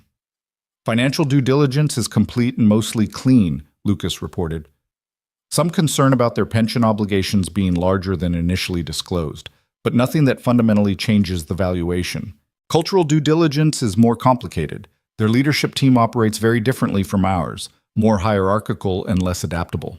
Integration could be challenging. Define challenging, Victoria said, leaning forward slightly on screen. Their executives expect clear chain of command and resist collaborative decision-making, Lucas explained. Our model relies heavily on cross-functional teams and distributed authority. Merging those approaches without creating massive friction will require either significant cultural change on their part or flexibility on ours that might undermine what makes our operations effective. Victoria was quiet for a moment, and Lucas could almost see her mind working through scenarios and implications. Schedule a video call with their CEO for Friday, Victoria said finally. I want to assess whether he's someone who can adapt or whether he's fundamentally incompatible with how we operate. If it's the latter, the merger isn't worth the price regardless of the financial opportunity. I'll coordinate it, Lucas confirmed, making a note. What parameters do you want for the conversation? Direct assessment of leadership philosophy and decision-making approach, Victoria said. I'll frame it as getting to know each other before finalizing terms, but what I'm really evaluating is whether he sees employees as assets to develop or resources to exploit. That fundamental difference in perspective creates culture that can't be reconciled through training or policy. Lucas added details to his notes, appreciating how Victoria cut through surface analysis to identify core questions that would determine success or failure.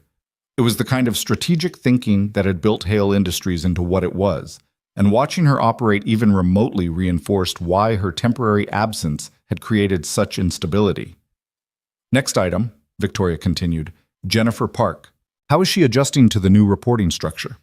Lucas felt tension creep into his shoulders. Managing Jennifer had proven exactly as awkward as he'd anticipated, though she'd maintained professional courtesy even while clearly resenting the demotion in authority, if not title.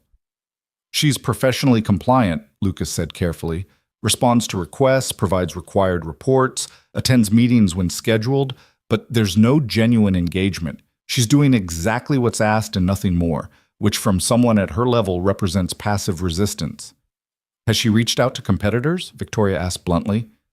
I assume she's testing the market to see if better opportunities exist elsewhere. I don't have direct evidence, Lucas admitted, but she's taken several long lunch meetings with people from other companies in the past week. Could be networking, could be interviewing. It's interviewing, Victoria said with certainty. Jennifer's too strategic to waste time on networking when she's angry. She's exploring options, trying to decide if leaving is better than staying in a diminished role.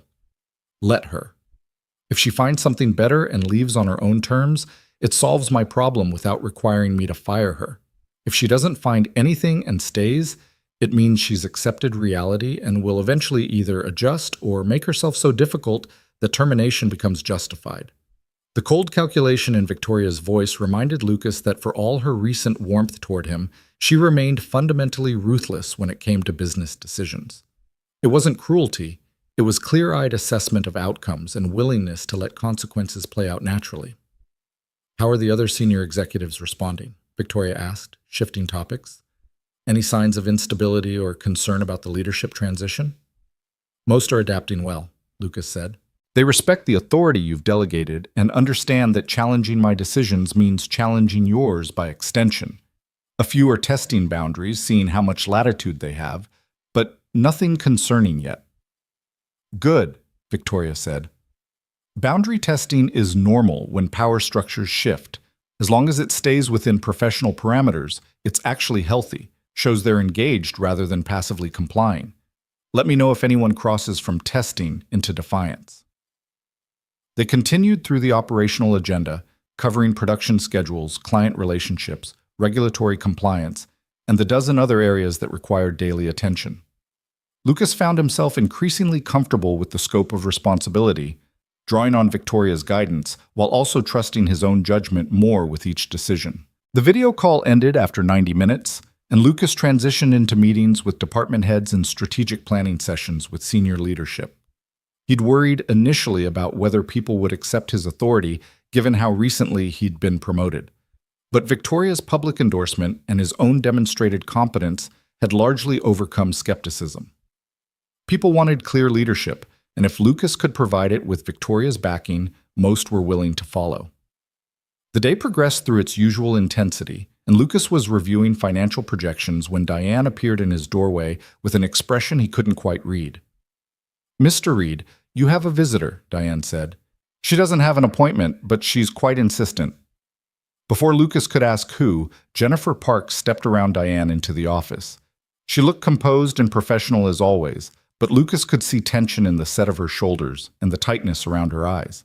"Jennifer," Lucas said, gesturing to the chairs across from his desk, while giving Diane a small nod of dismissal. "What can I do for you?" Jennifer sat with the careful precision of someone controlling strong emotions, placing her bag on the floor and folding her hands in her lap. "I'm resigning," she said without preamble. "I have an offer from Meridian Industries, VP of Global Operations with full strategic authority. I'm giving you 2 weeks' notice as of today." Lucas kept his expression neutral, processing this development and its implications. Meridian was a direct competitor, larger than Hale Industries but less innovative. Jennifer joining them represented a significant talent acquisition for Meridian and a notable loss for Victoria's company. "That's a good opportunity," Lucas said carefully. "Meridian is a solid organization. I assume the compensation package was competitive?" "Very," Jennifer confirmed. 20% increase over my current salary, full benefits, an explicit promise of consideration for C-suite advancement within 2 years if I deliver results. "Then congratulations," Lucas said sincerely. "It sounds like the right move for your career." Jennifer studied him for a moment, and Lucas saw something shift in her expression, the professional mask slipping slightly to reveal genuine emotion underneath. "I wanted you to hear it from me first," Jennifer said quietly.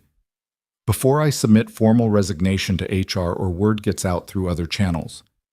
You stood up for Victoria when I didn't, and you've been professional in managing me even though we both know I don't respect the authority structure that put you above me." "I appreciate that," Lucas said. "For what it's worth, I think you're talented at what you do. The situation with Victoria was complicated, and I understand why you made the choices you made even if I disagree with them." "Do you?" Jennifer asked, and now her voice carried an edge. "Because from where I sit, you and Victoria have decided I'm some kind of opportunistic traitor for making a rational business decision under uncertain circumstances. She demoted me publicly, humiliated me in front of the entire company, and now I'm leaving because staying means accepting diminished status for the crime of not being a mind reader." Lucas leaned back in his chair, considering his response carefully. Jennifer deserved honesty, even if it was uncomfortable. "You weren't demoted," Lucas said. "Your title remained the same, your compensation stayed level, and your responsibilities shifted laterally. What changed was Victoria's trust in your judgment and her willingness to include you in strategic decisions. That's not punishment, that's consequence." "Consequence for what?" Jennifer challenged. "For acting in the company's best interests when its founder was in a coma? Consequence for acting in your own interests while claiming it was for the company," Lucas replied. "Victoria wasn't in a coma, Jennifer. She was conscious and aware and listening to every word everyone said. She heard you tell her you'd been loyal and hoped it counted for something. And then she watched you align with Mitchell the moment it became politically convenient. That's not betrayal of Victoria personally. That's betrayal of your own stated principles." Jennifer's face flushed, anger and shame warring in her expression. "I didn't know she could hear," Jennifer said, her voice tight. "Would it have changed what you did?" Lucas asked. "If you'd known Victoria was listening, would you have stayed loyal to her, or would you have just been more careful about what you said in her presence?" The question hung between them, and Lucas watched Jennifer struggle with whether to answer honestly or maintain the defensive position she'd constructed. "I don't know," Jennifer finally admitted, and the honesty in those 3 words carried more weight than any elaborate justification could have. "I want to say yes, that I would have acted differently. But the truth is, I was scared. Scared that Victoria wouldn't recover. Scared that my career would stall if I didn't align with whoever ended up in power. Scared that loyalty to an unconscious CEO was noble stupidity rather than professional principle. Fear's understandable, Lucas said, but how we act when we're scared reveals who we actually are. You chose self-preservation. I chose principle. Neither of us knew how it would turn out, but we both have to live with the consequences of those choices. Jennifer nodded slowly, and Lucas saw some of the defensive anger drain from her posture. For what it's worth, Jennifer said, I respect what you did. I think you were either incredibly brave or incredibly naive, and I'm still not sure which. But you believed in something enough to risk everything, and you were right. That has to feel satisfying. It feels terrifying, Lucas admitted. I have responsibilities now that I'm not sure I'm qualified for. Authority that still surprises me, and expectations that keep me awake at night wondering if I can actually meet them. But yeah, there's satisfaction in knowing I did the right thing and it mattered. Take care of her, Jennifer said, standing to leave. Victoria, I mean. She's brilliant and difficult and completely uncompromising, and the world needs people like that even when they're exhausting to work with. She chose you for reasons that are probably good ones, even if I don't fully understand them. Don't waste that trust. I won't, Lucas promised, standing as well. And Jennifer, good luck at Meridian. I genuinely hope you find what you're looking for there. Jennifer offered a small smile, the first genuine expression Lucas had seen from her since the board meeting.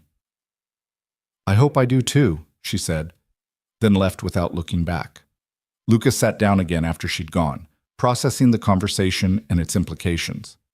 He'd need to inform Victoria immediately about Jennifer's resignation and start planning for the operational gap her departure would create.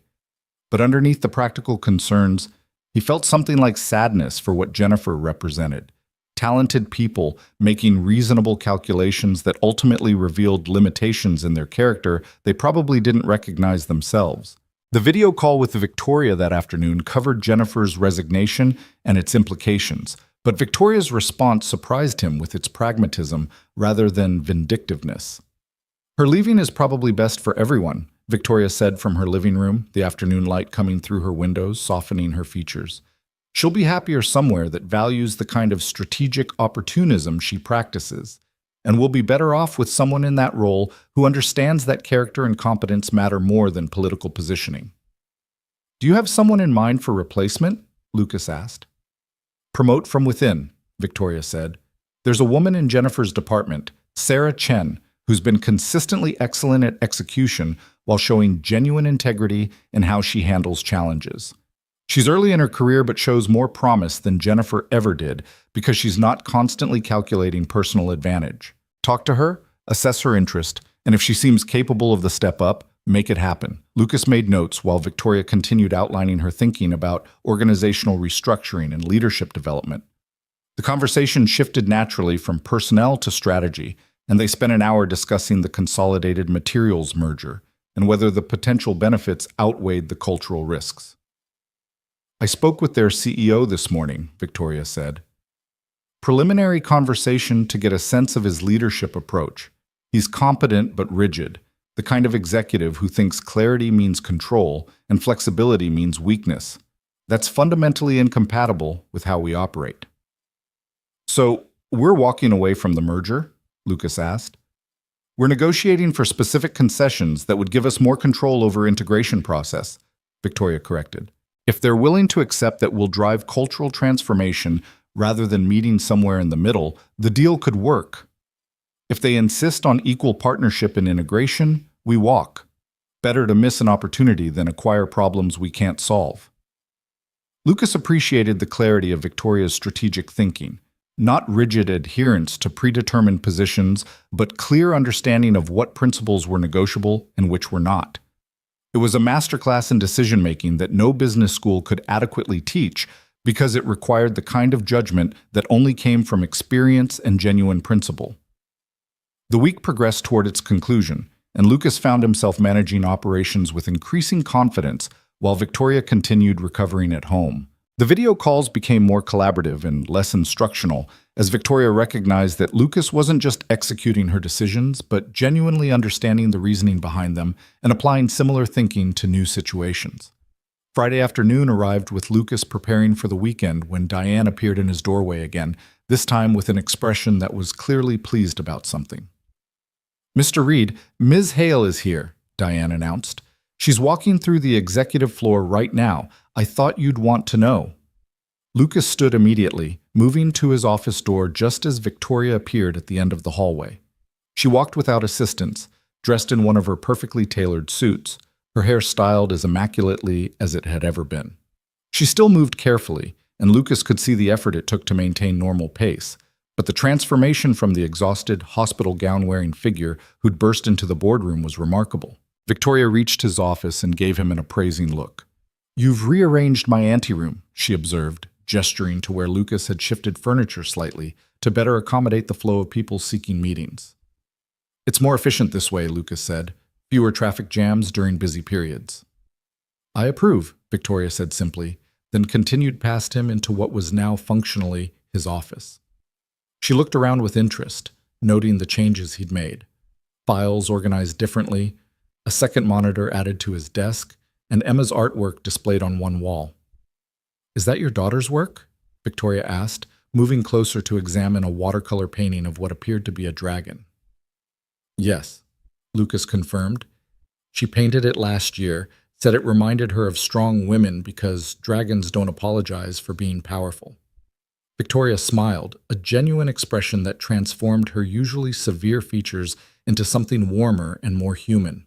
"Smart kid," Victoria said, echoing her earlier text message. "I'd like to meet her, if the offer still stands." "She'd love that," Lucas said. "She's been asking about when the important boss lady would be well enough for a visit." "Tomorrow," Victoria decided. "I'm tired of being isolated in my apartment. The doctors have cleared me for light activity, and I'd like to do something normal for a change. Does Emma like museums? There's a natural history exhibition at the Children's Museum that's supposed to be excellent." Lucas felt warmth spread through his chest at Victoria's willingness to spend her Saturday with them, particularly given that she had no obligation to engage with his personal life. "She loves museums," Lucas said. "Fair warning, though, she asks approximately 1,000,000 questions and has strong opinions about dinosaur accuracy in popular media." "Good," Victoria said firmly. "Strong opinions are the foundation of clear thinking. People who have no opinions on anything usually have no thoughts worth hearing." They confirmed plans for the next day, and Victoria spent another hour in the office reviewing progress and providing feedback on decisions Lucas had made during her absence. She offered approval more often than correction, which Lucas recognized as Victoria's version of high praise given her exacting standards. "You've done well this week," Victoria said as she prepared to leave. "Better than I expected, actually, and my expectations were already high. I chose correctly when I promoted you, Lucas. That's satisfying to know." "Thank you," Lucas said, uncomfortable as always with direct praise, but genuinely pleased by her assessment. "I've had excellent guidance." "You've had framework and philosophy," Victoria corrected, "but the execution has been yours. And execution is where most people fail regardless of how good their guidance is. You haven't failed, which means you possess both the competence and the character necessary for this role. That combination is rare enough to be valuable." She left with a final nod, and Lucas watched her go with a mixture of professional respect and genuine fondness that surprised him with its intensity. Victoria Hale was difficult, demanding, and completely uncompromising in her standards. She was also brilliant, principled, and capable of genuine warmth when she chose to show it. Working for her would never be easy, but it would always be meaningful in ways that transcended salary and title. Saturday morning arrived bright and clear, the kind of autumn day that made the city feel vibrant and alive. Lucas and Emma arrived at the Children's Museum to find Victoria already waiting outside the entrance, dressed casually in jeans and a sweater that made her look younger and more approachable than her usual corporate armor allowed. She smiled when she saw them approaching, and Emma immediately tugged on Lucas's hand with excitement. "Is that her?" Emma whispered loudly, displaying the 7-year-old inability to actually whisper. "Is that the important boss lady?" "That's her," Lucas confirmed, smiling at Victoria's amused expression. "Her name is Victoria," Can you say hello? Emma approached with the careful formality children sometimes adopted when meeting important adults, offering her hand for a handshake. Hello, Ms. Victoria, Emma said seriously. Thank you for giving my daddy a better job. He works very hard and deserves good things. Victoria shook Emma's hand with equal formality, treating the greeting with the respect it deserved rather than the condescension adults sometimes showed children. You're very welcome, Emma, Victoria said. Your daddy earned his promotion through courage and integrity. Those are qualities that deserve recognition. He was brave, Emma agreed. Then her formality dissolved into natural enthusiasm. Can we see the dinosaurs? Daddy said there are new exhibits with really accurate feather patterns. And that's important because most people get dinosaurs wrong. Lead the way, Victoria said, and they entered the museum with Emma already chattering about theropod classification and why velociraptors were actually much smaller than movies suggested. The next 2 hours passed in a blur of exhibits, explanations, and Emma's endless questions that Victoria answered with remarkable patience and genuine interest. Lucas watched them interact with growing amazement at how naturally Victoria adapted to Emma's energy, never talking down to her, but also never losing her in complexity. She treated Emma's observations seriously, engaged with her questions thoughtfully, and showed none of the discomfort many adults displayed around children. They stopped for lunch in the museum cafe, and Emma finally wore herself out enough to sit quietly eating her sandwich while Lucas and Victoria talked. She's delightful, Victoria said, watching Emma carefully dissect her sandwich to eat each component separately. Smart, curious, and completely unfiltered. That's a rare combination. She's a lot like her mother was, Lucas said softly. Sarah had that same enthusiasm for learning, that same refusal to pretend ignorance or hold back questions for fear of seeming stupid. I wish I could have met her, Victoria said, and Lucas heard genuine regret in her voice. She sounds like she was extraordinary. She was, Lucas agreed, his chest tight with the familiar ache. She made me better than I would have been without her, and she's still making me better through Emma and through the principles she taught us both. Emma looked up from her sandwich, apparently listening despite appearing absorbed in her meal. Mommy used to say that people don't really leave as long as we remember what they taught us, Emma said. So she's still here in a way, helping Daddy be brave and helping me be strong. Victoria's expression softened into something Lucas had never seen before. Vulnerability, carefully controlled but unmistakably present. Your mother was very wise, Victoria said to Emma. And she was right. The best parts of the people we love stay with us forever, shaping who we become and how we move through the world. They finished lunch and continued through more exhibits, but Lucas noticed Victoria moving more carefully now, exhaustion starting to show despite her efforts to maintain energy. He suggested they wrap up, and Emma agreed with the easy acceptance of a child who'd thoroughly enjoyed herself and was ready for quiet time. They walked out together into the afternoon sunshine, and Emma surprised them both by hugging Victoria before heading to the car. Thank you for spending time with us, Emma said seriously. You're even more impressive in person than Daddy said you were. Victoria laughed, a genuine sound of delight that Lucas rarely heard. Thank you, Emma, Victoria said. You're pretty impressive yourself. Keep asking questions and refusing to accept easy answers. That's how you change the world. Emma beamed and skipped toward the car, leaving Lucas and Victoria standing together in the museum plaza. Thank you, Lucas said quietly. You didn't have to spend your Saturday with us, and I know you're still recovering. Emma will remember this forever. So will I, Victoria said simply. I've spent 20 years building a company and accumulating achievements. And somewhere along the way, I forgot that there's more to life than quarterly earnings and market dominance. Today reminded me of that. So really, thank you for sharing your daughter with me. They stood in comfortable silence for a moment, and Lucas felt the weight of everything that had happened over the past 3 weeks. The accident, the silence, the betrayals, the confrontation, the recovery, and now this moment of genuine connection that transcended professional relationship into something more personal and more meaningful. I'll see you Monday, Victoria said finally. Full-time return to office, no more remote work coddling. We have a company to run, and I'm done being treated like an invalid. Yes, boss, Lucas said with a slight smile. I'll be ready. You're always ready, Victoria replied. That's why I trust you. She walked to her car with a final wave to Emma, and Lucas stood watching until she drove away before joining his daughter for the drive home. Monday morning arrived with Victoria officially returning to full-time operations, and the executive floor buzzed with an energy that had been absent during her recovery week. She arrived precisely at 7, moving through the space with the commanding presence that had always defined her leadership, and Lucas watched people straighten slightly as she passed, their attention sharpening in response to her return.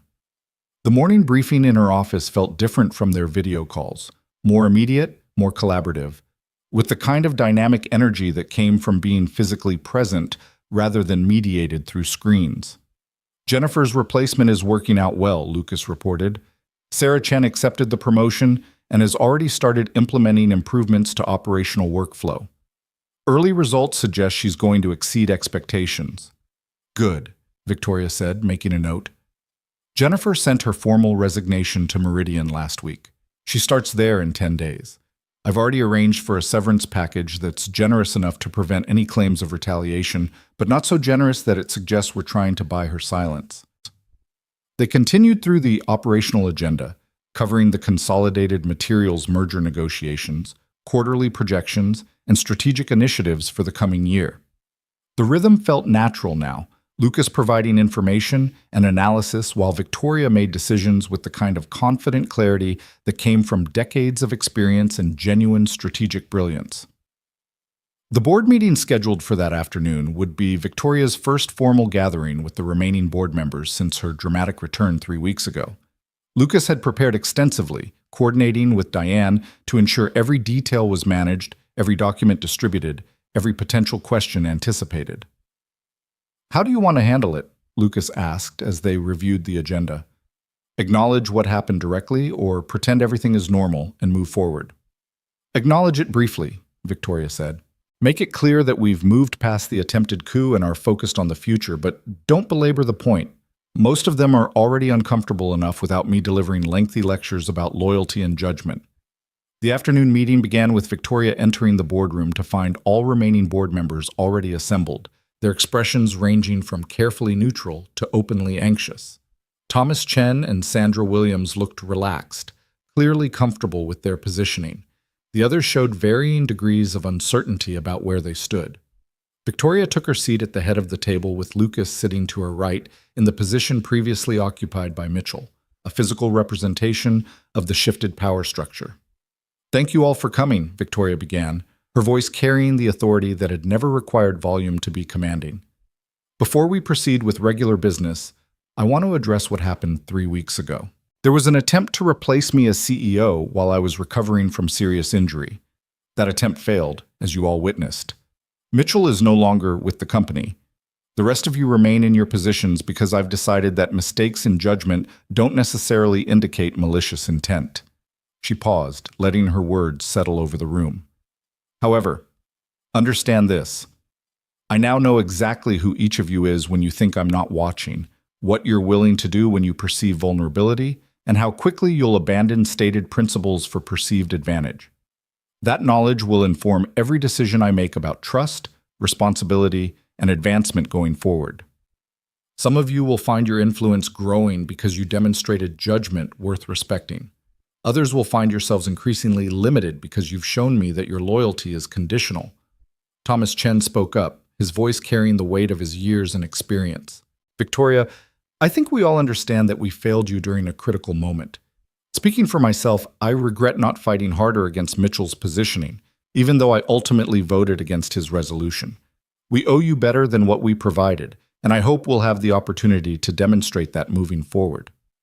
You will, Victoria said simply. That's why you're still here. Now, let's move to actual business. Lucas, please present the quarterly projections. The meeting proceeded through its agenda with efficient focus, covering financial performance, strategic initiatives, and market positioning. Lucas presented analysis and recommendations while Victoria provided decision-making and strategic direction. Their collaboration so seamless that several board members exchanged glances of recognition that something fundamental had shifted in the company's operational structure. The meeting concluded after 2 hours, and board members filed out with varying expressions of relief and contemplation. Thomas and Sandra lingered briefly to offer words of support and commitment, which Victoria accepted with gracious professionalism. When they'd gone, Victoria turned to Lucas with satisfaction evident in her expression. "That went well," she said. "Better than I expected, actually. They understand the new reality and are adapting appropriately. The company will be stronger for it." "You were clear without being vindictive," Lucas observed. "That's harder than it looks." "Being vindictive would feel satisfying in the moment, but ultimately be counterproductive," Victoria said. "I need a functional board, not a collection of people terrified of making mistakes. Fear creates paralysis, not competence." What I want is for them to understand that character matters, that choices have consequences, and that earning back trust requires consistent demonstration of better judgment. That's a message that requires clarity, not cruelty.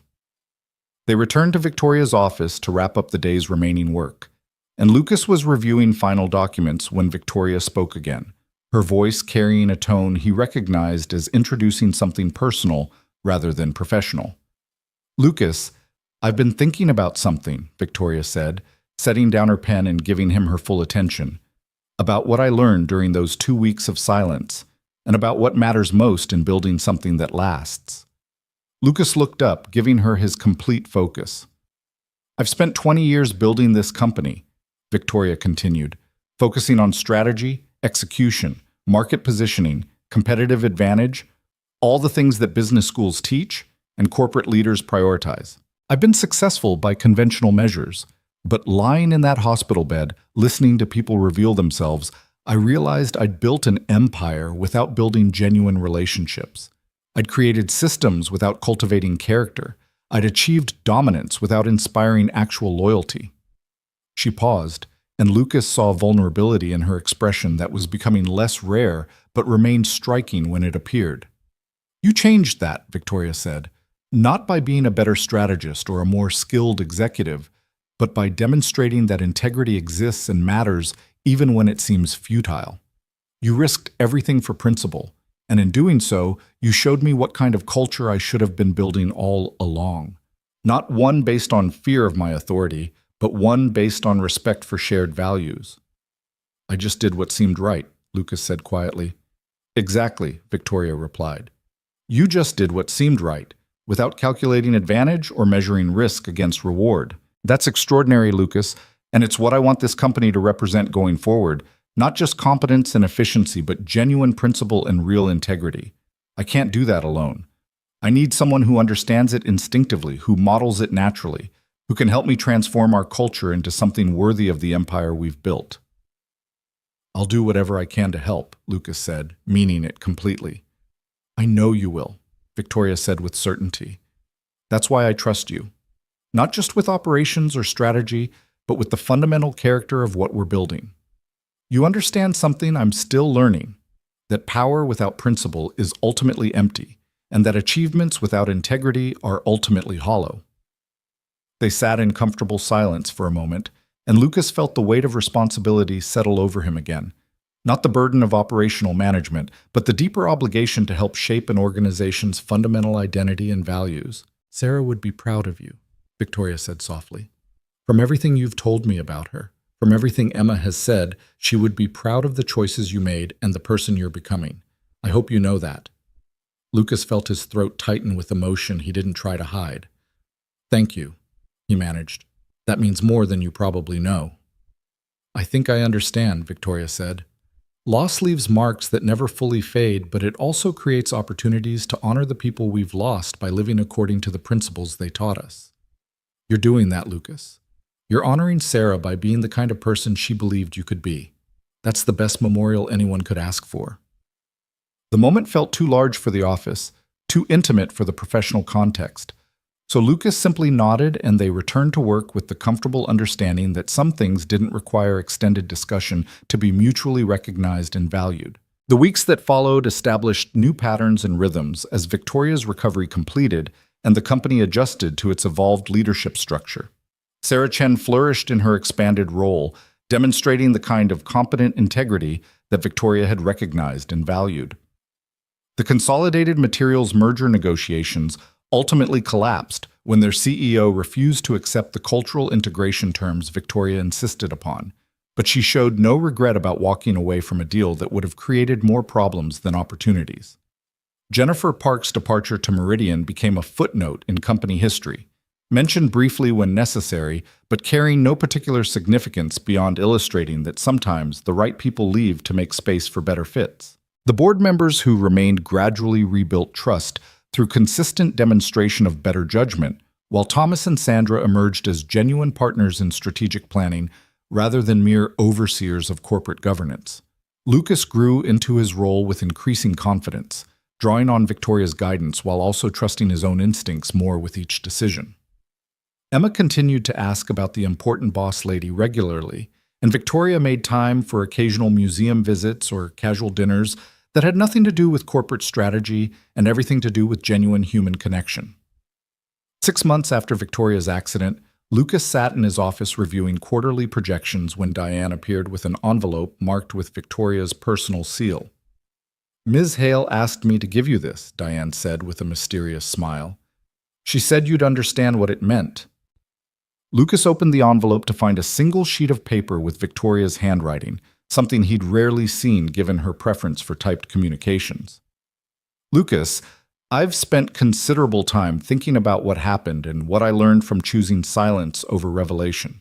The experience taught me something I'd never understood before, that sometimes the most powerful thing you can do is stop performing authority and start observing truth. You understood that instinctively when you chose to stand up for me despite knowing you couldn't change the outcome. Your goal wasn't to win, it was to do what was right regardless of whether it made any practical difference. That's the kind of leadership this company needs, and it's the kind of character I want to spend my remaining career cultivating in others. Thank you for teaching me something I should have learned decades ago, that power reveals ambition, but silence reveals character. And character is what matters most when building something meant to last. With respect and gratitude, Victoria." Lucas read the note twice, feeling the weight of her words and the significance of what she was acknowledging. Victoria Hale didn't express gratitude casually or often, and the fact that she'd written this by hand rather than typing it suggested genuine emotion behind the formal language. He folded the letter carefully and placed it in his desk drawer, next to Emma's dragon painting and a photo of Sarah that he kept as a reminder of what mattered most. Then he returned to his work with renewed sense of purpose, understanding that he wasn't just managing operations or executing strategy. He was helping build something that would outlast them both, not just a company, but a culture that valued integrity over advantage, character over calculation, and principle over power. That evening, Lucas picked Emma up from school and listened to her excited description of a science project while his mind processed everything he'd built and everything that lay ahead. The grief of losing Sarah would always be with him, a permanent absence that shaped his understanding of what mattered. But alongside that grief now lived satisfaction, purpose, and genuine pride in the choices he'd made and the person he was becoming. "Daddy," Emma said as they pulled into their apartment complex, "do you think Mom would be happy about your new job and everything that happened?" Lucas parked the car and turned to look at his daughter, seeing Sarah's eyes looking back at him with the same emotional intelligence that had made his wife extraordinary. "I think she'd be proud," Lucas said honestly. "Not just of the promotion or the success, but of the choices I made to get here. She always believed that doing the right thing mattered more than doing the easy thing, and I finally understand what she meant." "I'm proud too," Emma said seriously. "You were brave like Mom said brave people are. Scared but doing it anyway."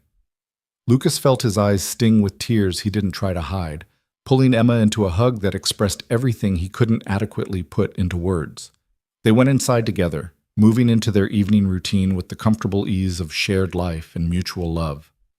Lucas made dinner while Emma did homework. They ate together while discussing her day, and he read to her before bed with the patient attention that honored Sarah's memory by giving Emma the childhood she deserved.